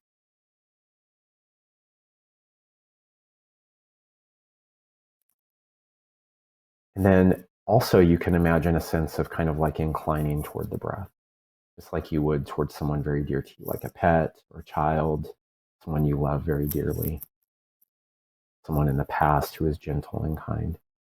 So what I want you to begin doing is to notice a difficulty from the last week that's about like a 3 or a 4 on a 10 scale. So not the most traumatic or most traumatizing thing, but more like in the 3 to 4 to 5 scale. Just something that when you think about it, you notice a little bit of that stress show up in the body. Could be like you don't like the weather, you really resist that, or you got a bill in the mail, doesn't feel good. Something went wrong, you made a mistake. So just notice a little bit of that tension, and if you're not, then just go to something a little bit more difficult, like maybe a family conflict. But not anything too intense. And now what we're going to do is just slowly, gently, internally, what I want you to do is just 3 to 5 times, I just want you to name the main emotion that you're feeling in this moment by just thinking about this thing that happened. You can name the word like stress, just like you're communicating with a child or with a pet, very gently, kindly, or anxiousness, sadness, embarrassment, or just pain. Just repeating that word a few times. And now expanding your awareness, just noticing how you feel in your face, in your throat, in your chest, in your stomach, perhaps up through the shoulders and neck, and just noticing the sensations there, just the best that you can. There's no one right way to do this, but just noticing in those locations what you notice when you think about this difficult situation, just feeling it.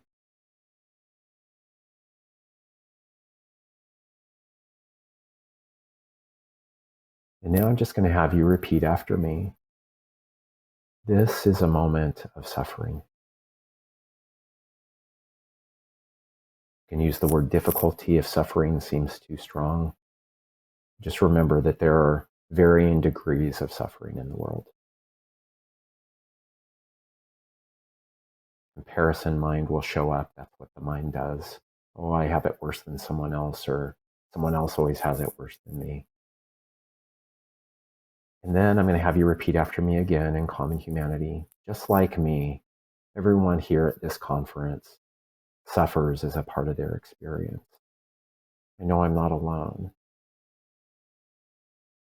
Like there's a hidden community out there that you know suffers in some of the ways that you do. And that can make us feel a little less alone.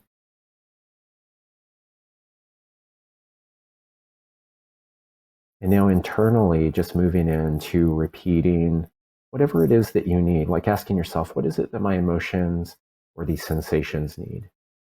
Perhaps kindness or love. So you can just begin repeating the words like love, compassion, kindness, patience, peace.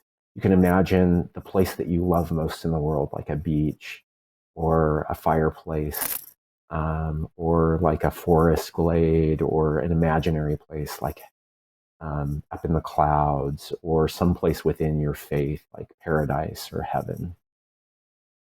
Or you can imagine these things that you need as like a color, or like a bright warm light, or like the presence of a spiritual figure.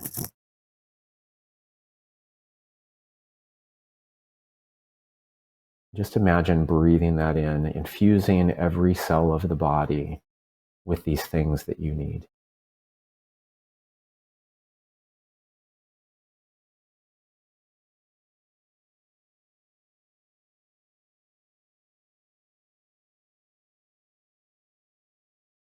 And now expanding awareness into the whole body breathing, just noticing how the body feels in this moment. Allowing yourself to feel the way that you're feeling with no need to make it any different. And then slowly, gently as you're ready, allowing the eyes to open once again.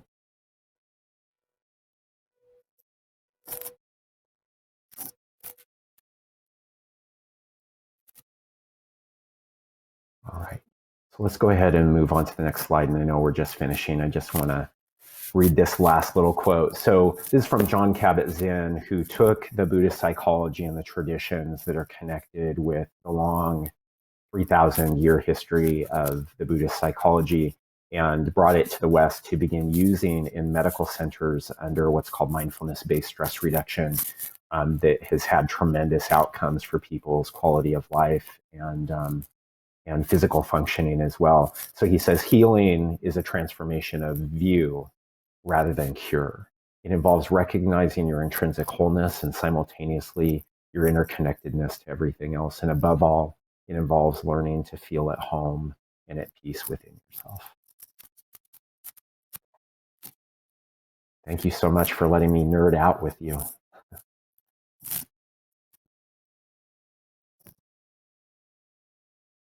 There we go. Yeah, so we can keep that slide up, the practice resources. And I believe Iris is going to be joining me here for a little bit of question and answer.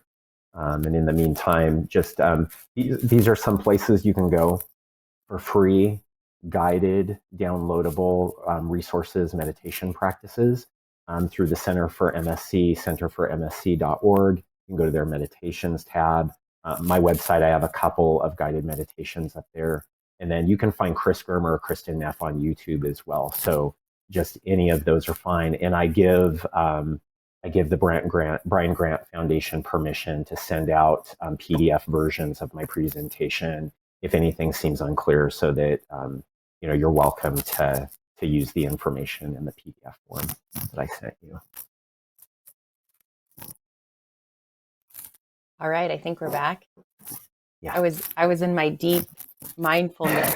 So Yes. I was sitting here practicing the whole time and then realized that I was muted and video off, but I was here. You're engaging, yeah. Oh yeah.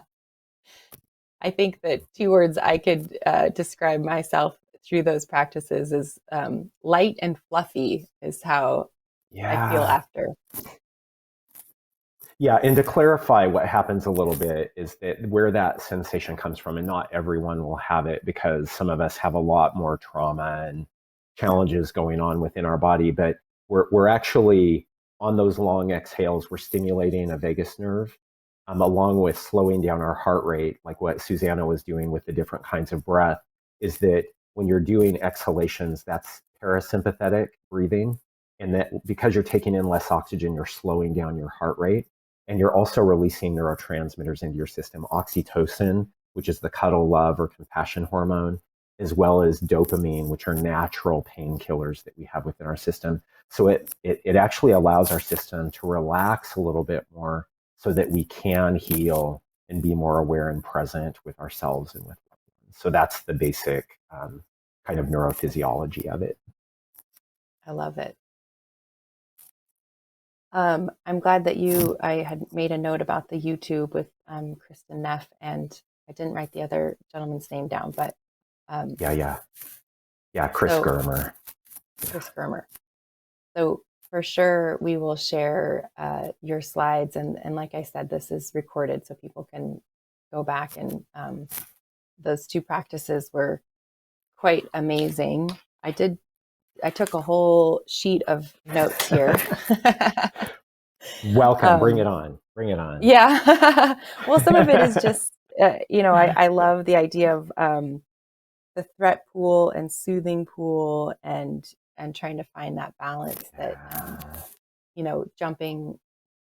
allowing yourself to jump from one to the other, and to find the kindness and find some grace in that. Yeah. When we move into the soothing pool, when we're in a state of reactivity, like if we have an experience that feels tremendously unpleasant and we feel like we're in fight, flight, or freeze, like I'm closed in, I need to get away, or I need to fight. If we become aware of that, and then we're like, oh, I'm in the threat pool, right? And then we take those long parasympathetic breaths, that slows down our heart rate, and we begin to shift our relationship to that reactivity. And that begins to train our brain and our body that when reactivity shows up, we gain perspective to be like, is this absolutely necessary in this moment? Or can I move into the soothing pool, right? I get my heart rate down, and then I'm like, once I feel a little bit of that safety, then I begin to like send myself what I need, or to follow the breath. And then that begins to change our reactivity over time. So we're actually swimming in stress hormones way less than we were when we were like on our automatic system, right? When we're in that sympathetic nervous system, we're just swimming in stress hormones, and that begins to turn up that epigenetic expression of disease process. So we get cellular degradation when we're in those stress hormones chronically. So mindfulness helps to pull us out of that default mode network functioning, that worry and problem focus, into more creative parts of our brain. And then that shifts our whole physiology. And then again, it always comes back to practice. The more that we do that, then we undo, like I'm 49 and I started this when I was 28. So that begins to shift my relationship to that. And then I begin to form a new habit that is much more centered, grounded, easygoing, but also like sets firm limits on difficulties that show up or the way that people behave toward me, but I can do it still in a loving way.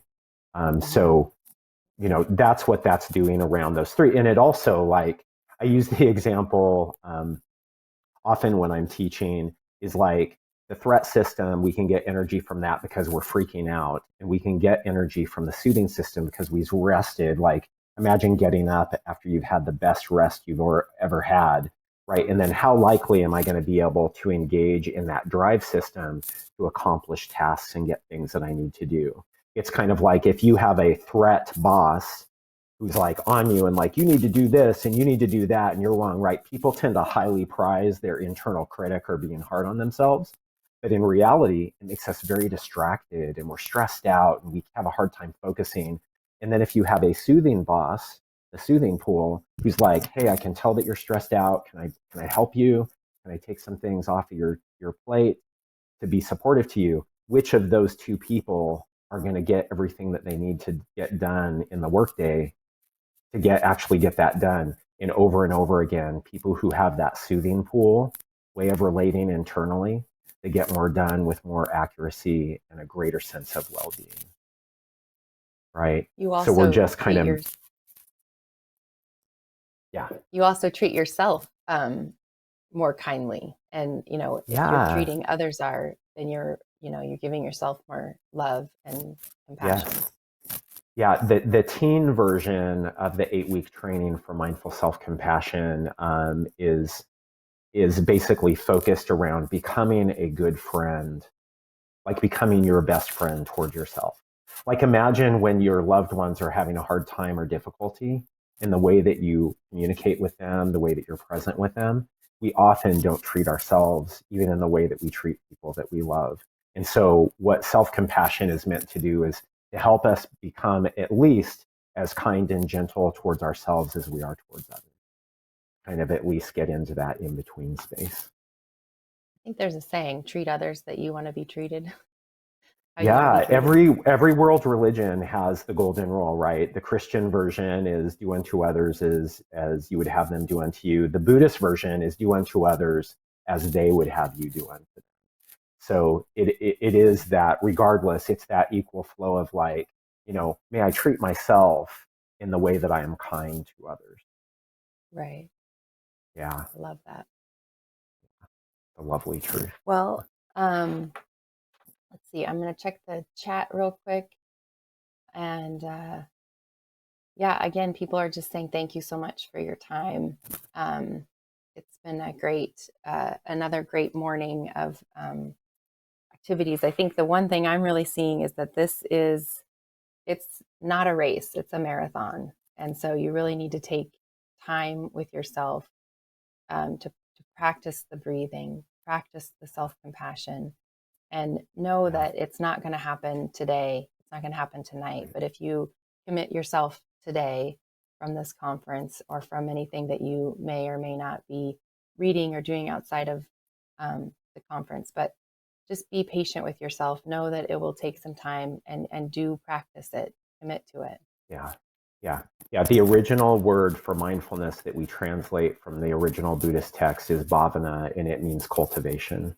So it's kind of like an agrarian society. We're planting seeds and we don't get a tree right away, but we're taking good care and nurturing our garden. And then over time, we get good fruit that comes out of that. And that shows up in a lot of traditions as well. And then there's a phrase in teaching that we use that says, work harder at struggling less within your practice. Be extra, extra gentle and kind with yourself. Oh, I love all of that. Well, thank you, Barcha. I My hope everyone else pleasure. is smiling.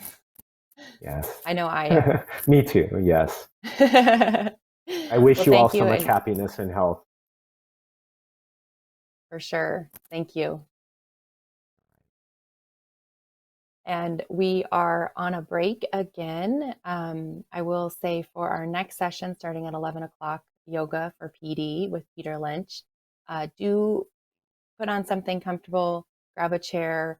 It is meant to be interactive, so you will be doing some yoga with Peter.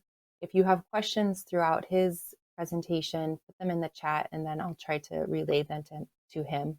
But yes, get comfortable, grab a chair, take a break, and we'll see you back here just shortly before 11 o'clock. Thank you.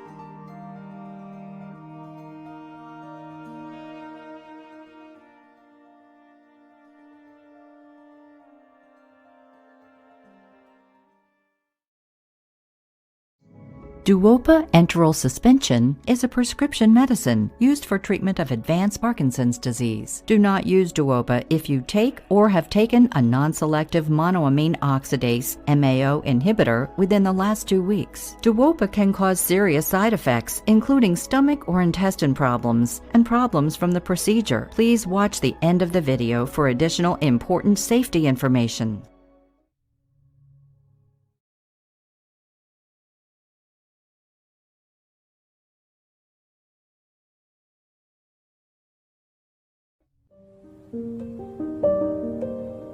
See, I would say when I think of my life story, when it's all said and done, I want people to remember that I was a fighter. Over the course of my career, I did a lot of things for the Air Force, including battle damage repair technician, aircraft electrician, medical service corps officer, and contracting specialist. I finally retired from my civilian job in 2012, right at the time I got diagnosed with Parkinson's. So it's like, welcome to retirement. You got Parkinson's disease. What I remember, right, Cindy and I went out into the car and just cried for about 5 minutes. When Dale was initially diagnosed, it actually affected both of us very emotionally. But within just a short period of time, I saw him take something that was frightening and make it positive. He set up this amazing support group. The way you react when life hits you with things does define you as a human being. There's some wonderful people out there that I met in the support group that it's cut them down in their prime of life, you know, and I just hate to see that. Now I feel I need to be strong for everybody, for their group, to give others hope. Speak. You've been quiet for so long. Believe. My doctor first started prescribed for me the carbidopa levodopa, and for a long time when I took those pills, it felt like I didn't even have Parkinson's. And as time wore on, then I was taking 36 pills a day. So my day was just ups and downs, you know, and it's completely exhausting. We looked at other options for treatment.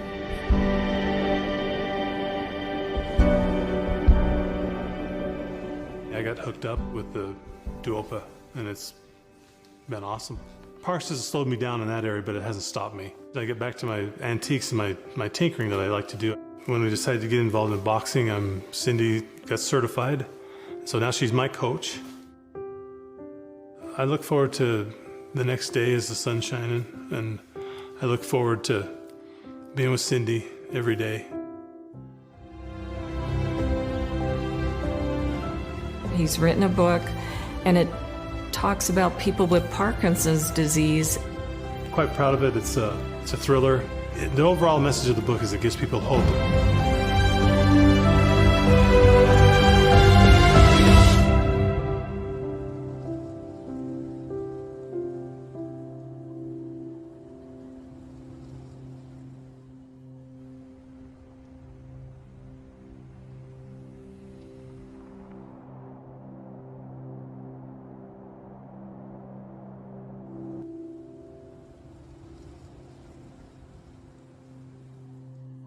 Do not use Duopa if you take or have taken a non-selective monoamine oxidase (MAO) inhibitor within the last 2 weeks. Stomach or intestine problems and problems from the procedure you will need to have to receive Duopa may occur. Some of these may require surgery and may lead to death. Tell your healthcare provider about stomach pain, constipation that does not go away, nausea or vomiting, fever, blood in your stool, dark, tarry stool. Duopa can cause other serious side effects, such as falling asleep during normal daily activities without warning, low blood pressure when you stand or sit up quickly, seeing, hearing, or feeling things that are not real, unusual urges, new or worsening depression or thoughts of suicide, new or worsened uncontrolled sudden movements, progressive weakness, numbness, or loss of sensation in your fingers or feet, heart attack or other heart problems, increased blood pressure, a fast or irregular heartbeat, or chest pain, changes in certain blood tests, especially certain hormone and kidney function blood tests, worsening of the increased pressure in your eyes, glaucoma. Suddenly stopping or changing the Duopa dose may cause withdrawal symptoms such as fever, confusion, or severe muscle stiffness. The most common side effects of Duopa include complications of tubing placement procedure, swelling of legs and feet, nausea, high blood pressure, hypertension, depression, and mouth and throat pain.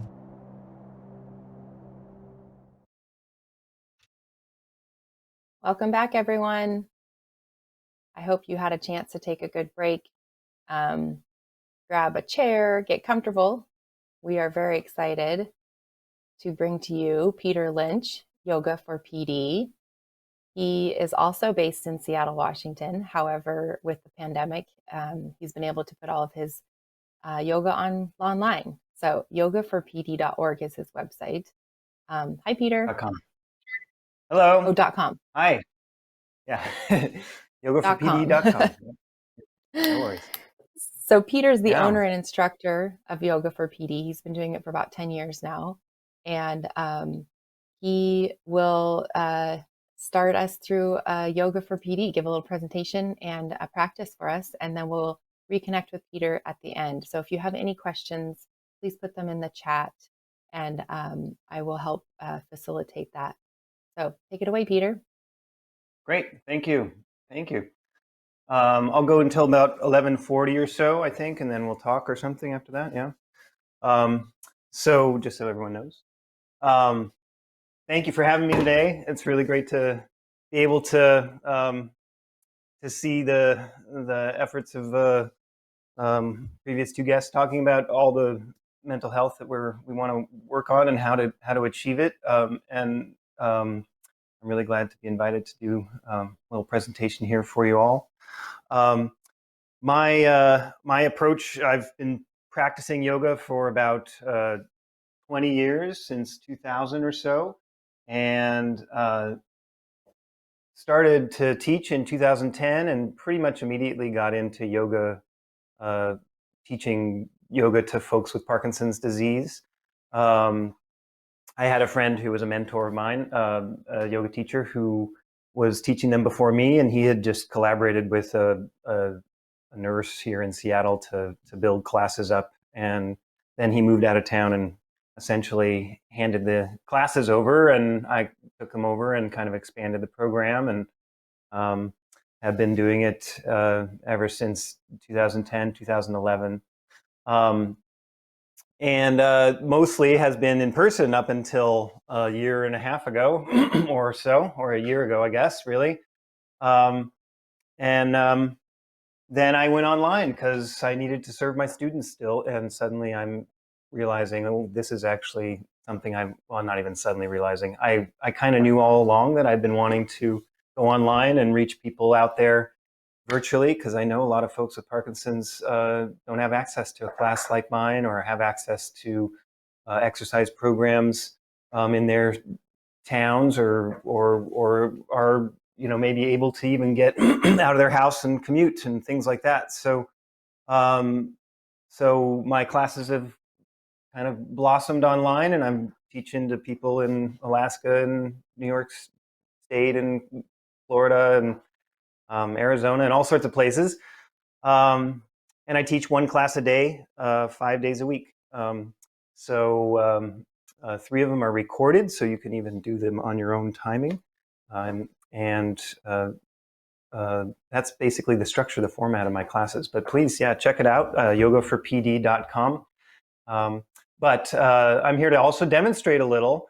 And I just want to talk a little bit about what yoga is first. And it really ties into a lot of what Bartra was talking about before, and the neuroplasticity that we get from working our brains in the concert of our mind and our bodies, and working in various directions to try and sort of expand our capacities, but also to challenge ourselves, and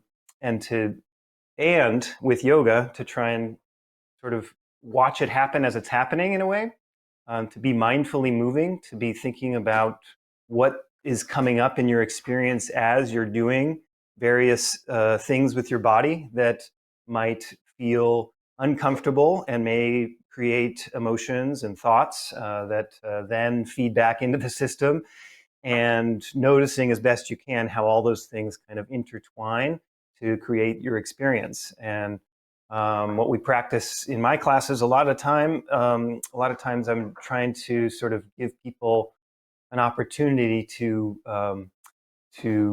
witness themselves and to witness others too. When we're in person, especially, it's really a wonderful way for people to feel community, is to come together with other folks who have Parkinson's, and they don't feel awkward or like they have to be something other than or appear in any way other than how they appear. So it's very self-compassionate, about figuring out how to be compassionate and loving towards yourself as you do something that challenges you and may bring up things that are challenging, not only physically but emotionally and mentally too. Yeah. So a lot of the yoga that I've taken in my life has been the most beneficial in that regard, where it feels like I'm growing, not just physically or just to do something to get my body in shape, but why am I getting in shape? What am I doing to get my body in shape? Well, I'm doing this for a reason. I'm doing this with an intention to be able to go out in the world and do the things I want to do in the world. And so with folks with Parkinson's, obviously, exercise, as almost all of you, I'm sure, have heard, that exercise is a key ingredient to keeping your ability to do the things you want to do, and to stave off the progression of the disease. And so with the yoga, we're trying to integrate not just doing hard stuff, but also what is our experience of that, and how might we process some of those sort of subtler layers of our experience? How might we develop a sort of wider capacity to handle ourselves, or to manage what's present, rather than run away from it, and have just an aversion from things that are uncomfortable, and an attraction to things that are comfortable. Again, as the mindfulness practice is also based in this kind of practice of being with what's there, and trusting that the resources you have, or that you can develop the resources that you may feel you are lacking, or that you can be more present to what is, rather than needing it always to be different. Of course, we're also developing in ourselves where we want to go, and we have desires, and we have aspirations, and ways we'd like to be, and that's also present. So there's that sense of like, can we also be mindful, be aware of those desires, follow them, of course, as well, but also notice how they're driving us, and notice if they're pushing us in places that make us feel bad, or cause us more suffering than what we might otherwise feel. So this all goes into a physical practice here. So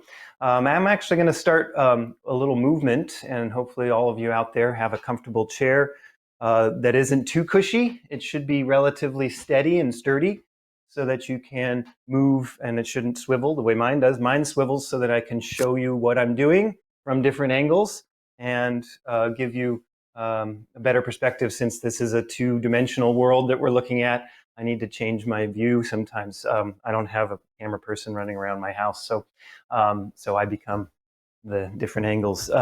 But for you, if you can have a comfortable seat underneath you, and one that is preferably where you can reach the ground with your feet, so you're able to have a steady, solid platform under your feet there, and a solid sort of right angles at ankles and knees and pelvis, instead of reaching for the ground, or if your toes are down and your heels aren't.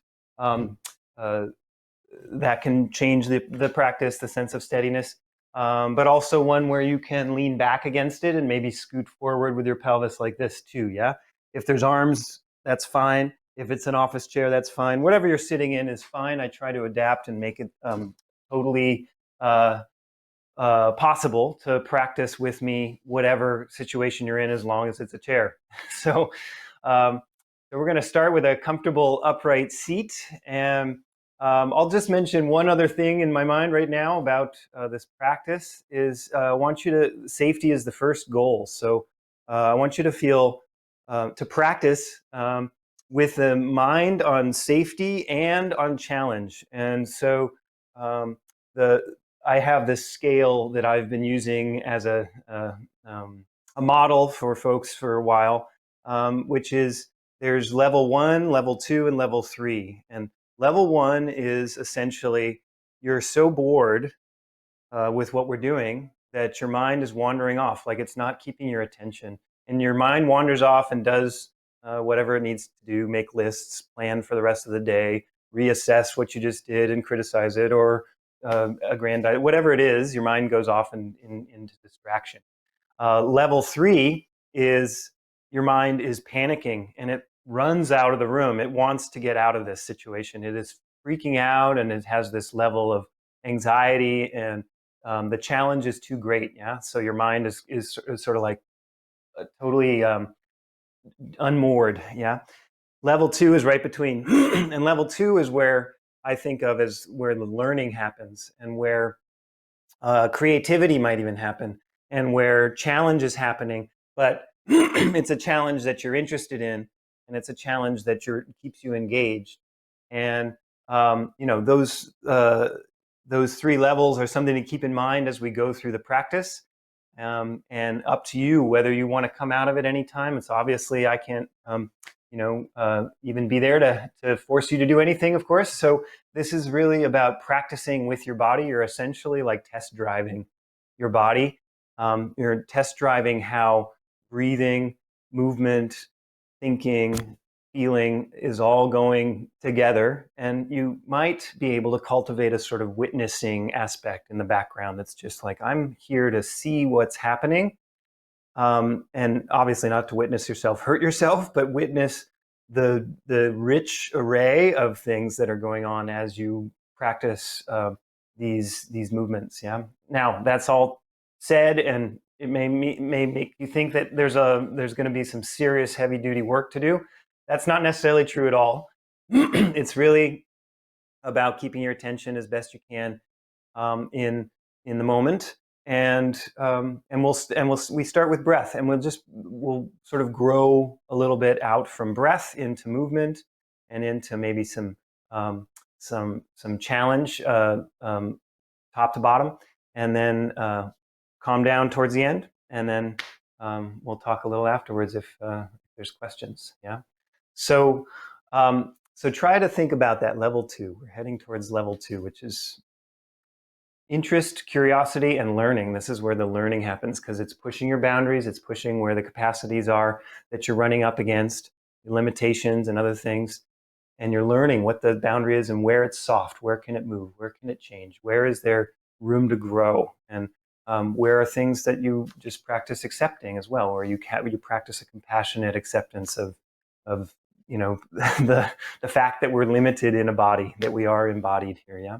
So let's start here. I like to start actually with movement before a traditional yoga class would start with oming. We will om, but I like to get you into your body first. And a lot of times, folks with Parkinson's, their bodies you might have dyskinesia or various tightnesses and engagements and things in your body that you want to work out first before you try to sit comfortably, although you may have been doing so for a long time now. So we're going to get moving here. Go ahead and march your knees towards your chest.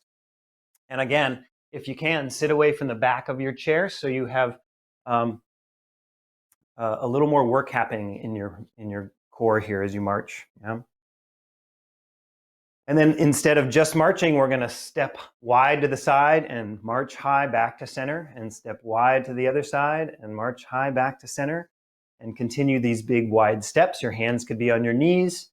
You can stay relatively oriented forward with your chest. The goal is to feel some work in your hip happening, and to also steadily place your foot down, place it back to center. Get these knees high. This is a practice that might help you out walking too. We're practicing getting high knees to walk, just like in power moves, if any of you have done power moves. The next time you step your left leg out wide to the side here, let's get nice and tall. So our left leg is off to the side. Put your hands on your knees and lengthen up your spine. Take a big inhale, and then exhale. Take a big inhale.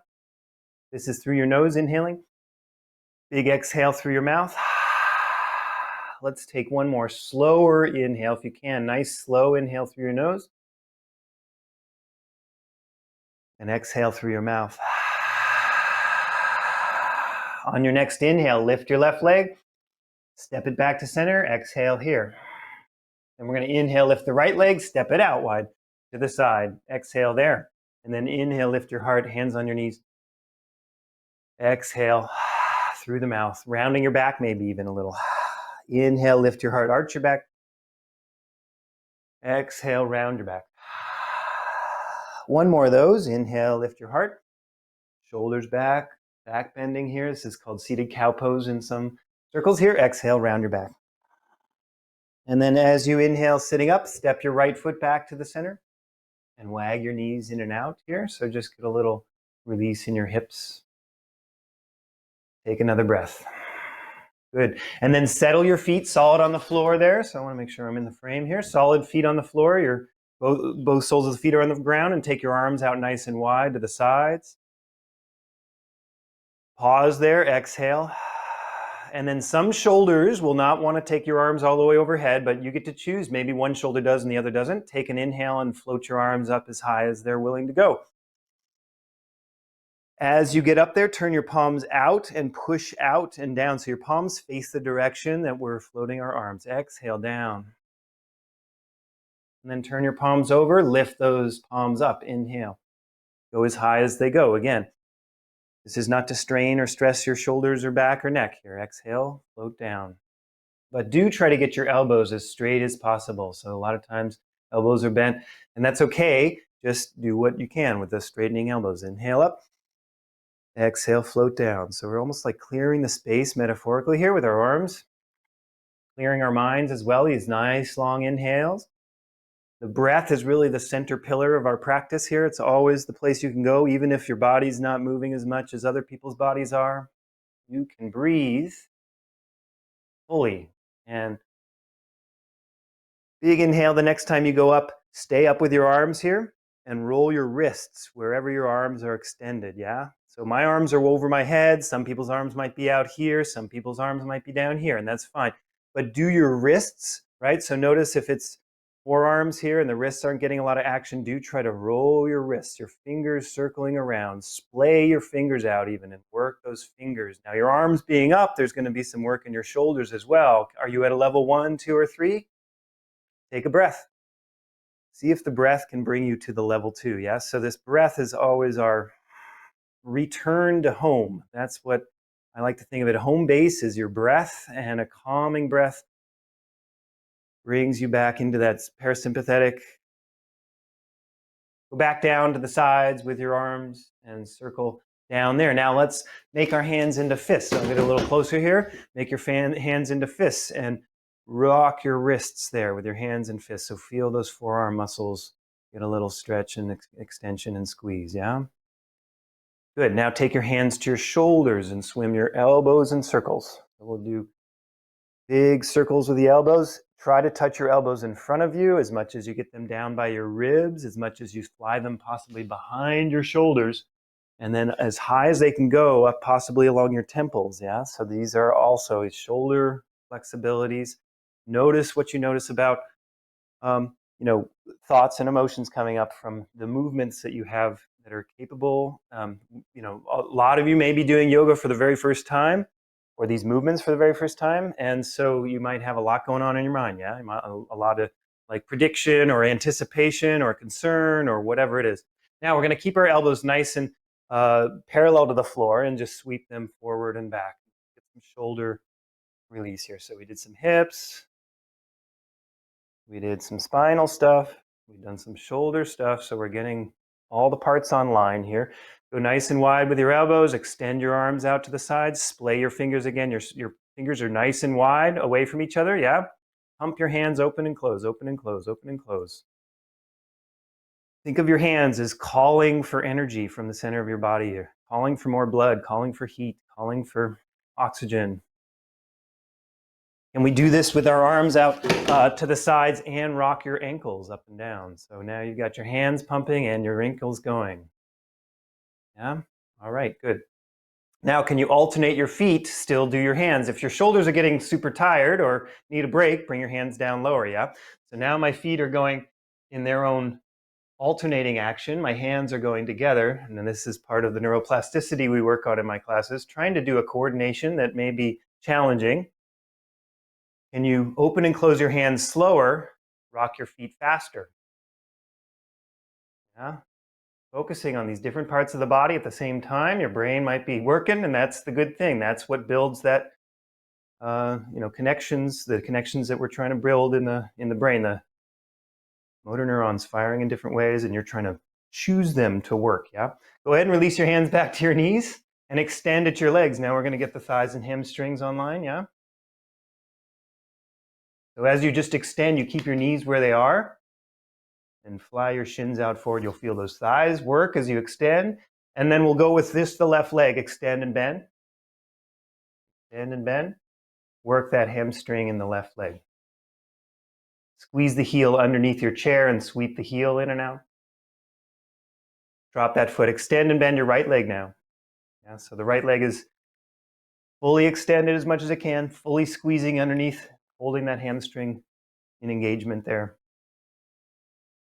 And the next time you squeeze the heel in, sweep it left and right. Good. Step that foot to the floor and wag your knees in and out again. We'll go back to the spine, a little cat-cow. So put your hands on your knees, lift your heart, arch your back. Inhale. So here we're actually rolling our pelvis forward, trying to get to the front edge of the sitting bones. And then round your back and roll to the back edge of your sitting bones. Your head may dive down, and we're trying to get a big dome in our back body here. Big domed out back. And then inhale, lift your heart, arch your back, squeeze the muscles on your back towards the center of your spine, working that back body. Exhale, round your back, hug your belly in, dive your chin down, rock your pelvis backwards. Let's do 2 more there. Inhale, slow, unfurl to cow pose. Exhale, round. Cat pose. Last time, inhale. Arch your back, lift your heart. Now, get the heart going. I know a lot of people tend to just lift their chin and try and lure their heart up. Maybe even drop your chin down and lift your heart. So we're staying neutral in the neck. Then round your back, dive your chin down your sternum. And stay in this rounded position here to really stretch out the back. Maybe your arms go forward and float like zombie hands out there. Sweep left and right, turn your heart left and right. Notice sensations in your back. We're not trying to hurt ourselves. So if there's anything that feels like a level 3 or, a threat, if that threat comes into mind and your nervous system suddenly takes it in as threat, suddenly you're in a different state, and you don't want to run away from that state, but you do want to recognize it and maybe take some breaths and see if you can slowly sort of return home with your breath, even as you're feeling that. Yeah. So the idea of home, there's still a place of witness and compassion, even when you're in that state. Go ahead and sit up. We're going to do a forward bend now. So lengthen out your spine over your legs. You can either put your elbows on your knees or lay your whole chest down on your legs, but I'd like that spine to be super long. So not tucked down into the hips there, but lengthen it out over your legs. Maybe your elbows go down, maybe your chest goes down. Can you hang out in a forward bend and go to super relaxation here? So we're trying to get super calm, or rather, super let go. Imagine whatever tensions you need to keep yourself in the chair, that's all we're using. Everywhere else we're relaxing. Can you relax your cheeks, your jaw, your eye sockets, your earlobes, your scalp?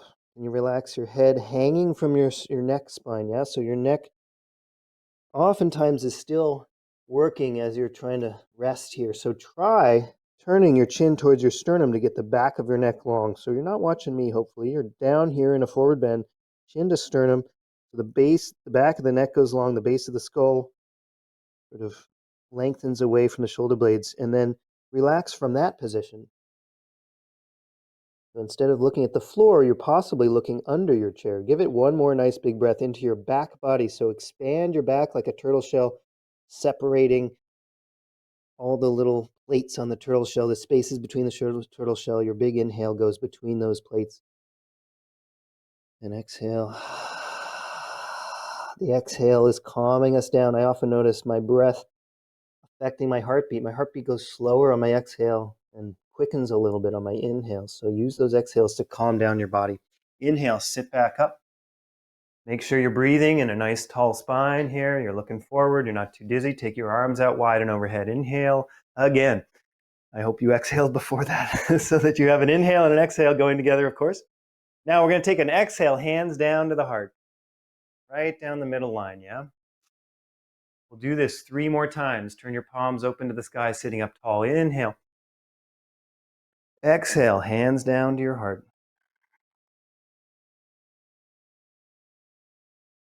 Palms go wide, facing up. Inhale. Exhale to your heart.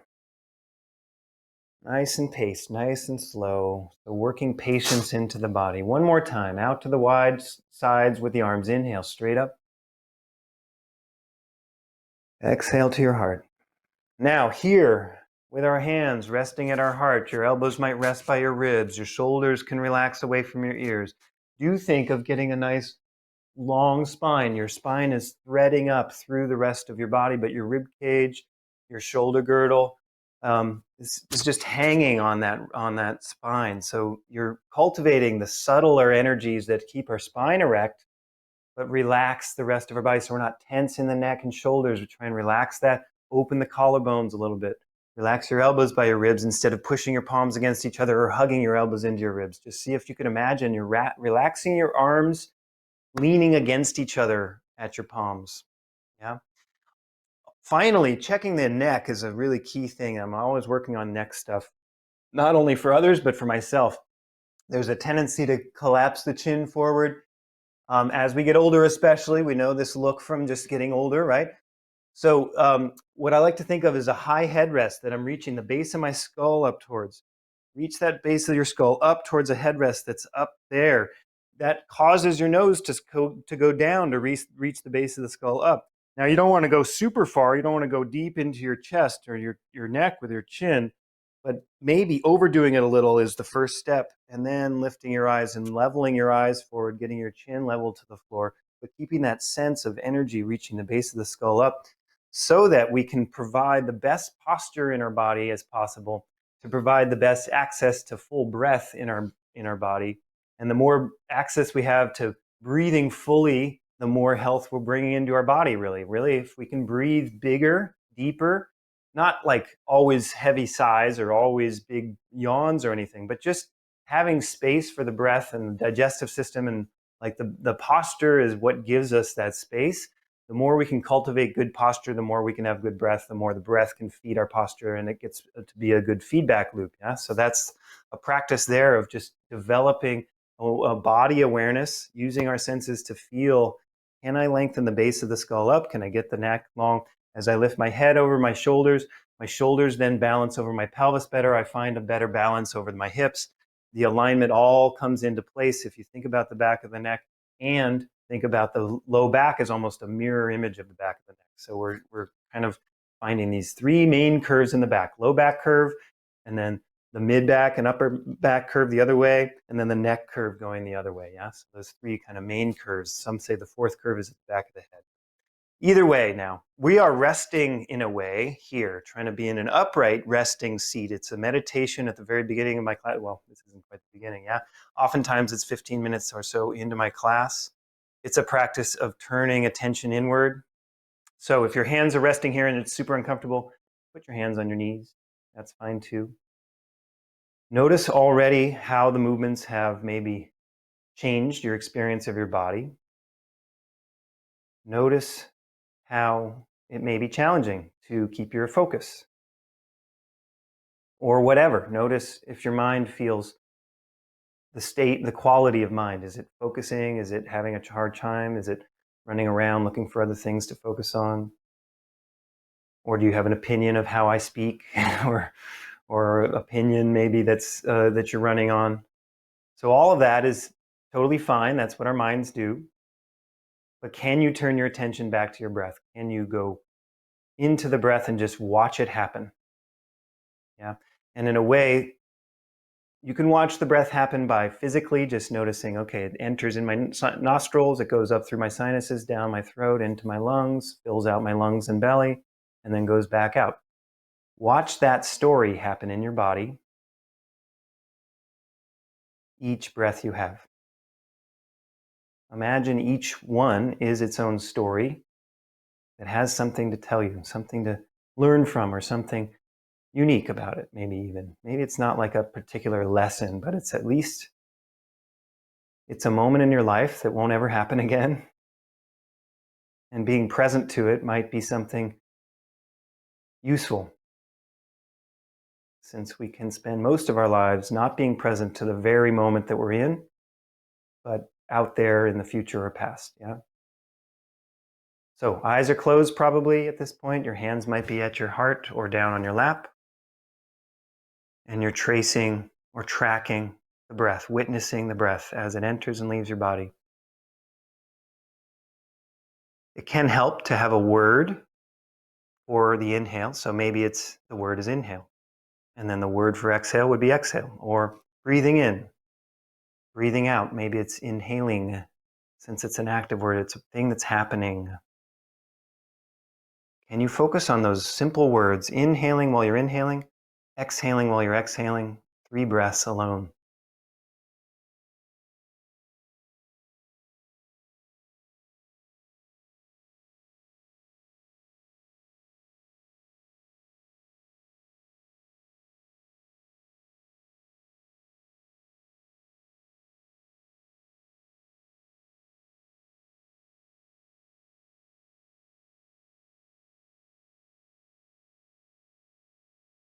Now, whatever that experience was, whether you could or couldn't, go ahead and let go of any story about that.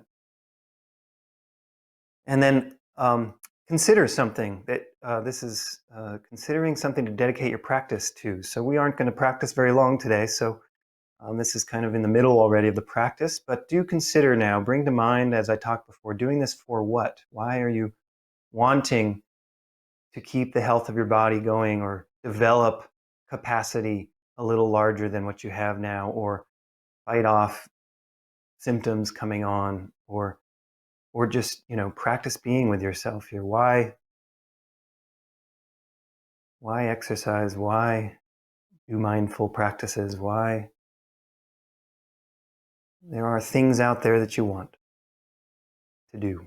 Probably connections, maybe things like connection to God, connection to family, connection to people, to pets, to kittens, whatever it is. If you dedicate your practice to that, it can inspire you to work, keep you steady on the path. So that would be our dedication. And then we will Om here.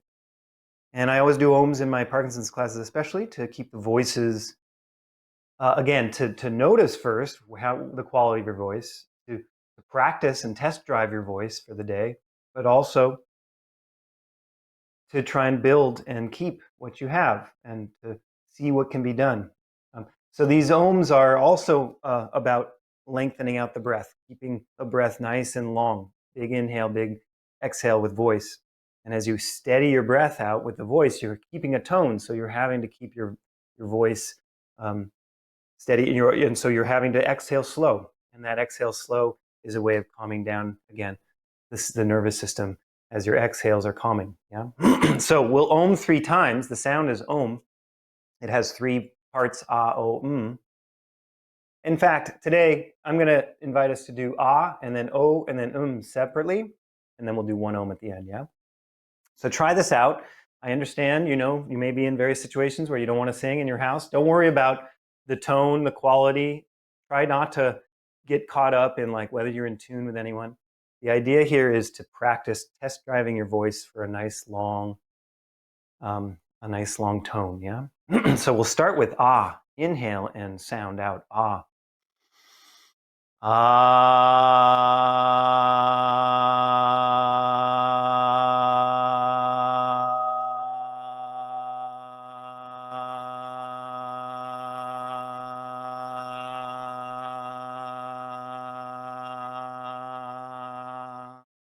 Now, I have some big lungs, so I can do that for a while. You don't have to worry about how long you go, yeah? Just do the longest one you can. Inhale and oh.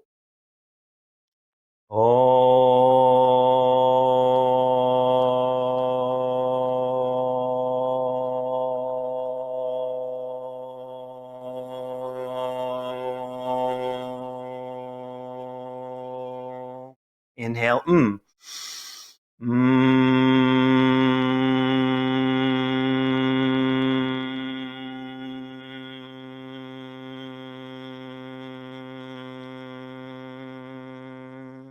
And then the full Om at the end here, as long as you can go. Inhale and Om.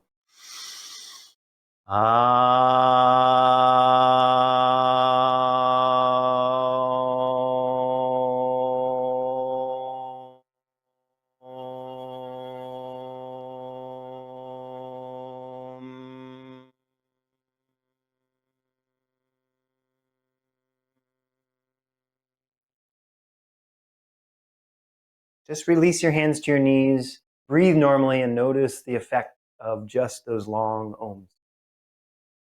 Notice if there's a global nervous system response. Notice if you had emotions or thoughts around that took you into stories. And again, witnessing that with compassion. Whatever you did, fine. Whatever your mind and heart are doing with that, part of that's a practice of, the first practice of noticing. Part of that is just natural reaction to doing something you may not be familiar with. Part of that is, or part of what I'm asking you to do beyond that, is to develop a witnessing quality. And maybe you can just let that go and come back to what we're going to do here now. So we're going to go ahead and go into some more movements just to finish up here. I want to do a little bit more vigor just because we haven't done a whole lot of vigor yet. So go ahead and lean against the back of your chair. Hold on to your chair and extend your legs nice and long out there. And then widen your legs out to the sides if you can. So we're reclined with nice wide legs. Yeah. If you're stable on your chair, can you take your arms also back and wide and open up in a big sort of asterisk or X shape, a big spread eagle shape? Take a big inhale and extend in all parts of the body. Point your toes, reach your fingers away from your center of your palms. Big inhale, big exhale. On our next inhale, we're going to dial our left arm down by our hip and our right arm goes alongside our ear and side bend a little. Reach back away from the right big toes with your right hand behind you to the left. Big inhale there. Big exhale. Dial the right arm down by the hip. Left arm goes along the ear. Inhale, reach back and high with the left arm. Stay there, exhale. Stay there, inhale, reach a little longer. Left fingertips away from left toes. And exhale, release that left hand down. Step your hands to the chair. Step your feet back to the floor. March your knees at your chest. And then we're going to go ahead and extend and bicycle left leg. So take your left leg and do some big bicycles. Your right foot solid on the floor, so it should be relatively stable here. If your low back feels like it needs more care, you could do this upright, but ideally you can recline and hug your belly into your back and feel stable. Let's switch legs. Bicycle your right leg. Do a few more bicycles. We're trying to build some heat here in our body. Good. Go ahead and drop that leg. Now squeeze your knees together. Hug your belly in. Round out your back. Now hugging your belly deep. Look down your body. Look at your rib cage. Look at your belly. Try and keep your chin down as you hold your chair strong. You're reclined now, so the pelvis is forward of your heart here. Your heart needs to be behind your pelvis in order to do this practice here. Squeeze your knees and ankles against each other. Explore the idea without yet lifting your legs. Engage your belly. Explore trying to push your knees into an imaginary immovable object like a piano or the underside of a table. Push your knees against that imaginary piano and then relax. And then push your knees against that imaginary piano. Now maybe the piano is light and you can lift it. If you can't lift your legs and it doesn't feel good for your back, then don't do it. It's okay. Drop your legs. Relax. Squeeze your knees again. Squeeze your belly in. Look down again. One more time. Slow lift. If you can go higher, go higher. Wherever you're at, hold this for another little cycle of breath, whatever kind of room you have for breath here in your body. Go ahead and drop your feet back down if they were up. Step your feet nice and wide and sit up nice and tall. Take your hands to your knees, nice and tall spine. Big wide-legged position here. Rock your ankles, tiptoes to heels. Take a long breath. Go back to home base. Big inhale, big exhale. Especially the exhale. Now extend your left leg off to the side. We're going to go to what's called side angle pose. So the left leg will go way out to the left now, yeah?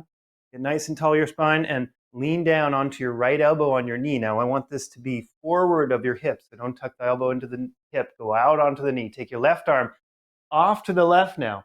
We're going to do big circles with the left arm. Take the left arm up to the sky. Inhale. Turn and reach over your right knee with your left hand down inside your right leg. And then back behind you with your left arm behind you up to the sky. Overhead, down to the right toe. One more big circle. Inhale back and high. Exhale, rotate down. And once you reach that left arm back up to the sky, just get a nice big stretch there. Reach up to the sky, maybe along your ear. Big stretch on the left side, big opening. Now that rotational spine is something we work on a lot of the movements.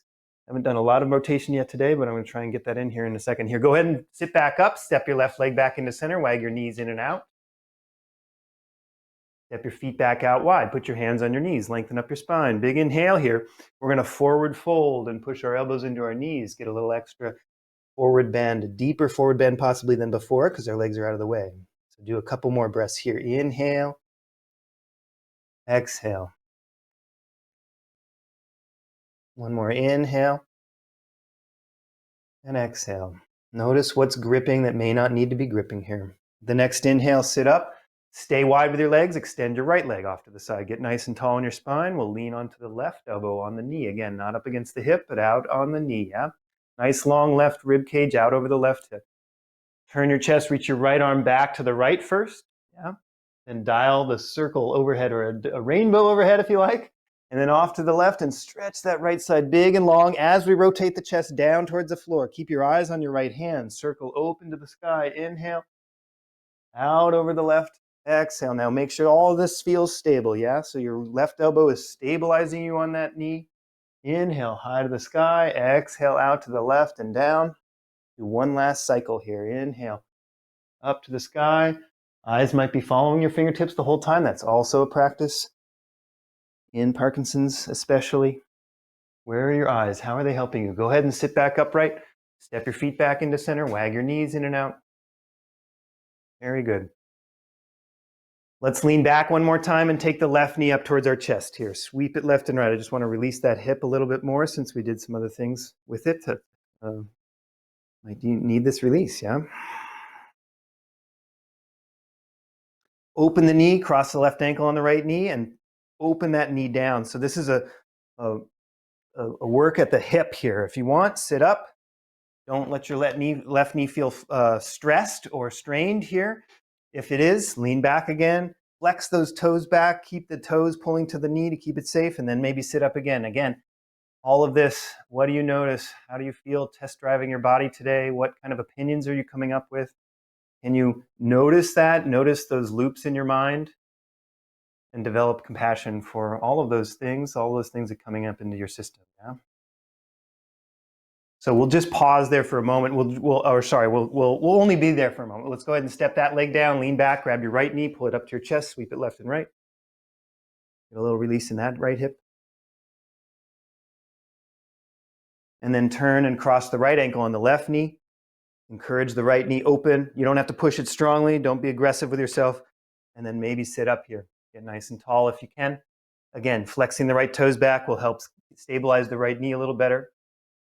Keep the activation in that right shin bone, right toes, right ankle as you're working to stretch and open up the right hip here. So take 2 long breaths here. See if your exhale itself can go in and soften your right hip.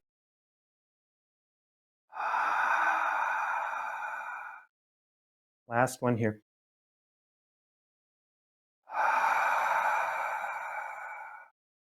Go ahead and uncross that right leg, step it to the floor, wag your knees in and out. We'll do one more forward bend, lengthen up your spine, reach it out over your legs, and rest on your legs. Hang out. Hang your head. Do 3 long breaths here. Big inhale into your back. Expand your back. Exhale. One more inhale. Exhale.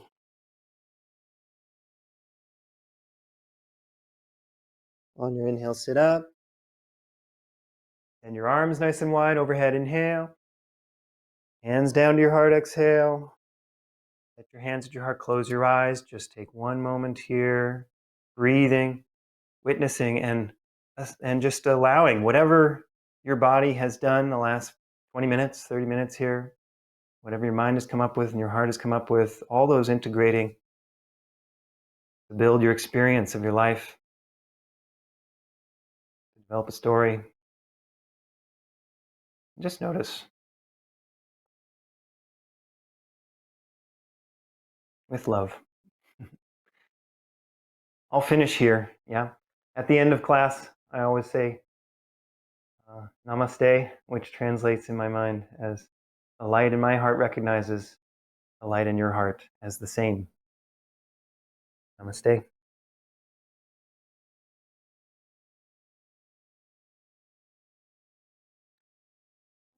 So thank you for joining my class today.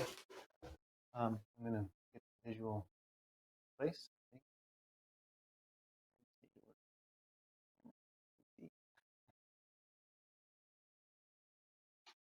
Are we good?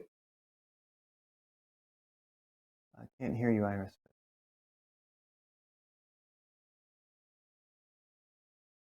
Of course.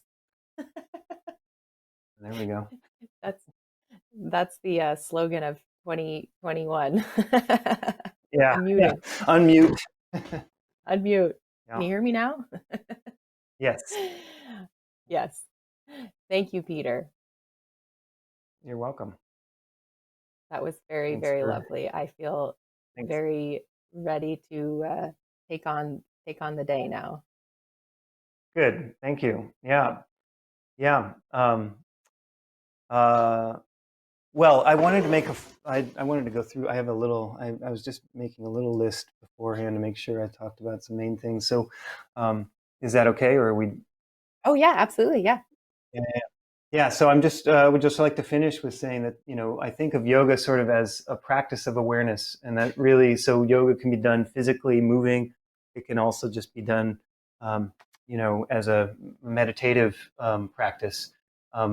But we're trying to become is aware of everything that makes up our embodied life, and practice expanding it wherever we can. And the breath will be your central pillar to always sort of bring your attention back into where that capacity can grow, and where you have feelings and thoughts about those capacities and all of that. Your breath can kind of be the metaphor for exhale to let go of things you don't need. Inhale to take in what's nourishing, right? And uh, so basically, let's see. Essentially, I just think of yoga as like a massage from the inside out. As you're moving, you're developing sort of connections in your body and massaging out various, you know, stuck energies and things from the movements themselves, so that no one has to be there to give you that massage. You can do it yourself, but it does take heat and building up capacity for discomfort and all those, which, as I talked about, sort of level 2, level 3, level 1 would be. Yeah, and I suppose that pretty much covers what I wanted to present today. So, are there any questions? It was fantastic. All of the instruction and explanation during your practice was amazing. I think that really helped break it down to understand each step. Thank you. Yeah, good.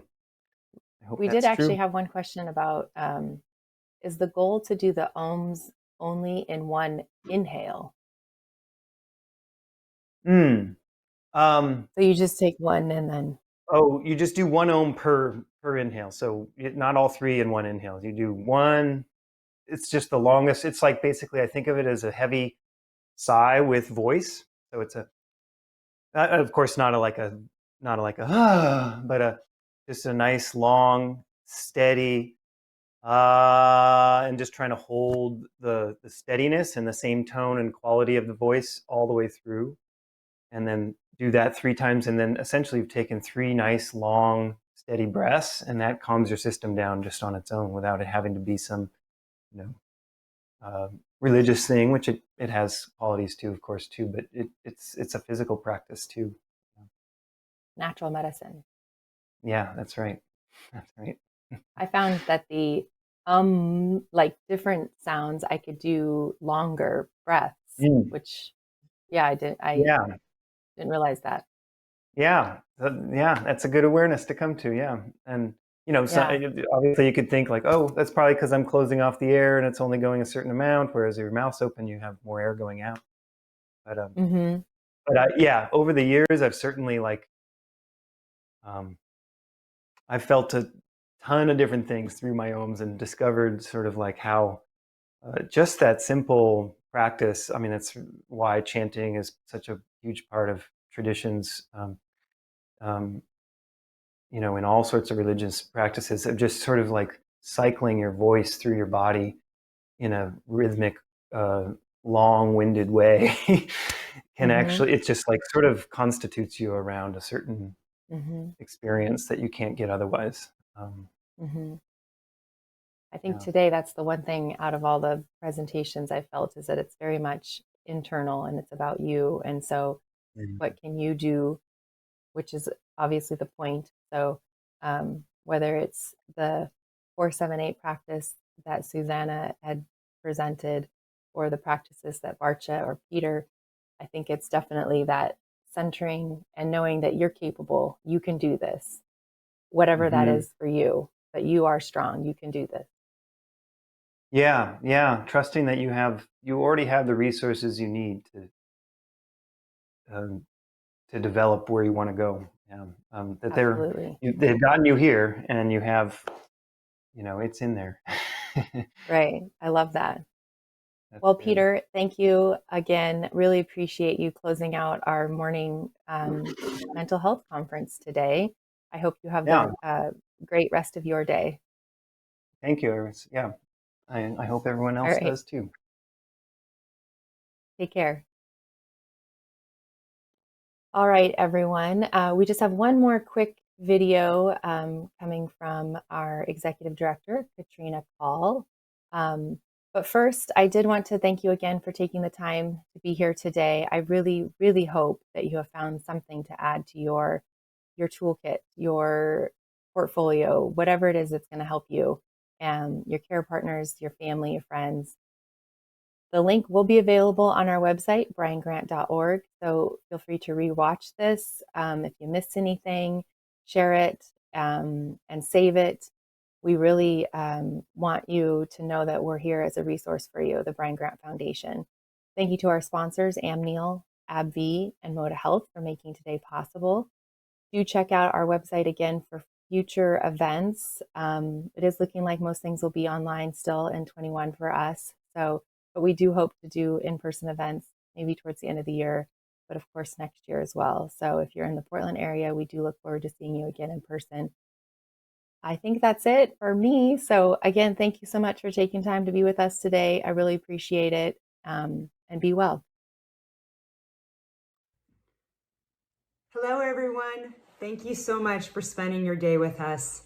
As we wrap up the Mental Health for Parkinson's conference, I want to ask everyone to please take a few minutes at the end of this conference to think about how you've been feeling recently, the things you've learned today, and set an intention for how you want to feel this week and a goal for some of the things you can do to feel that way. So, for example, you may have been feeling pretty anxious lately.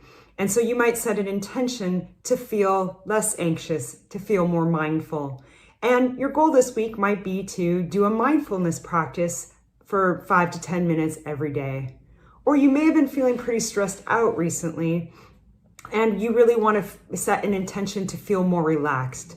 So you might try putting some yoga into your daily routine or doing some relaxation breathing throughout the day.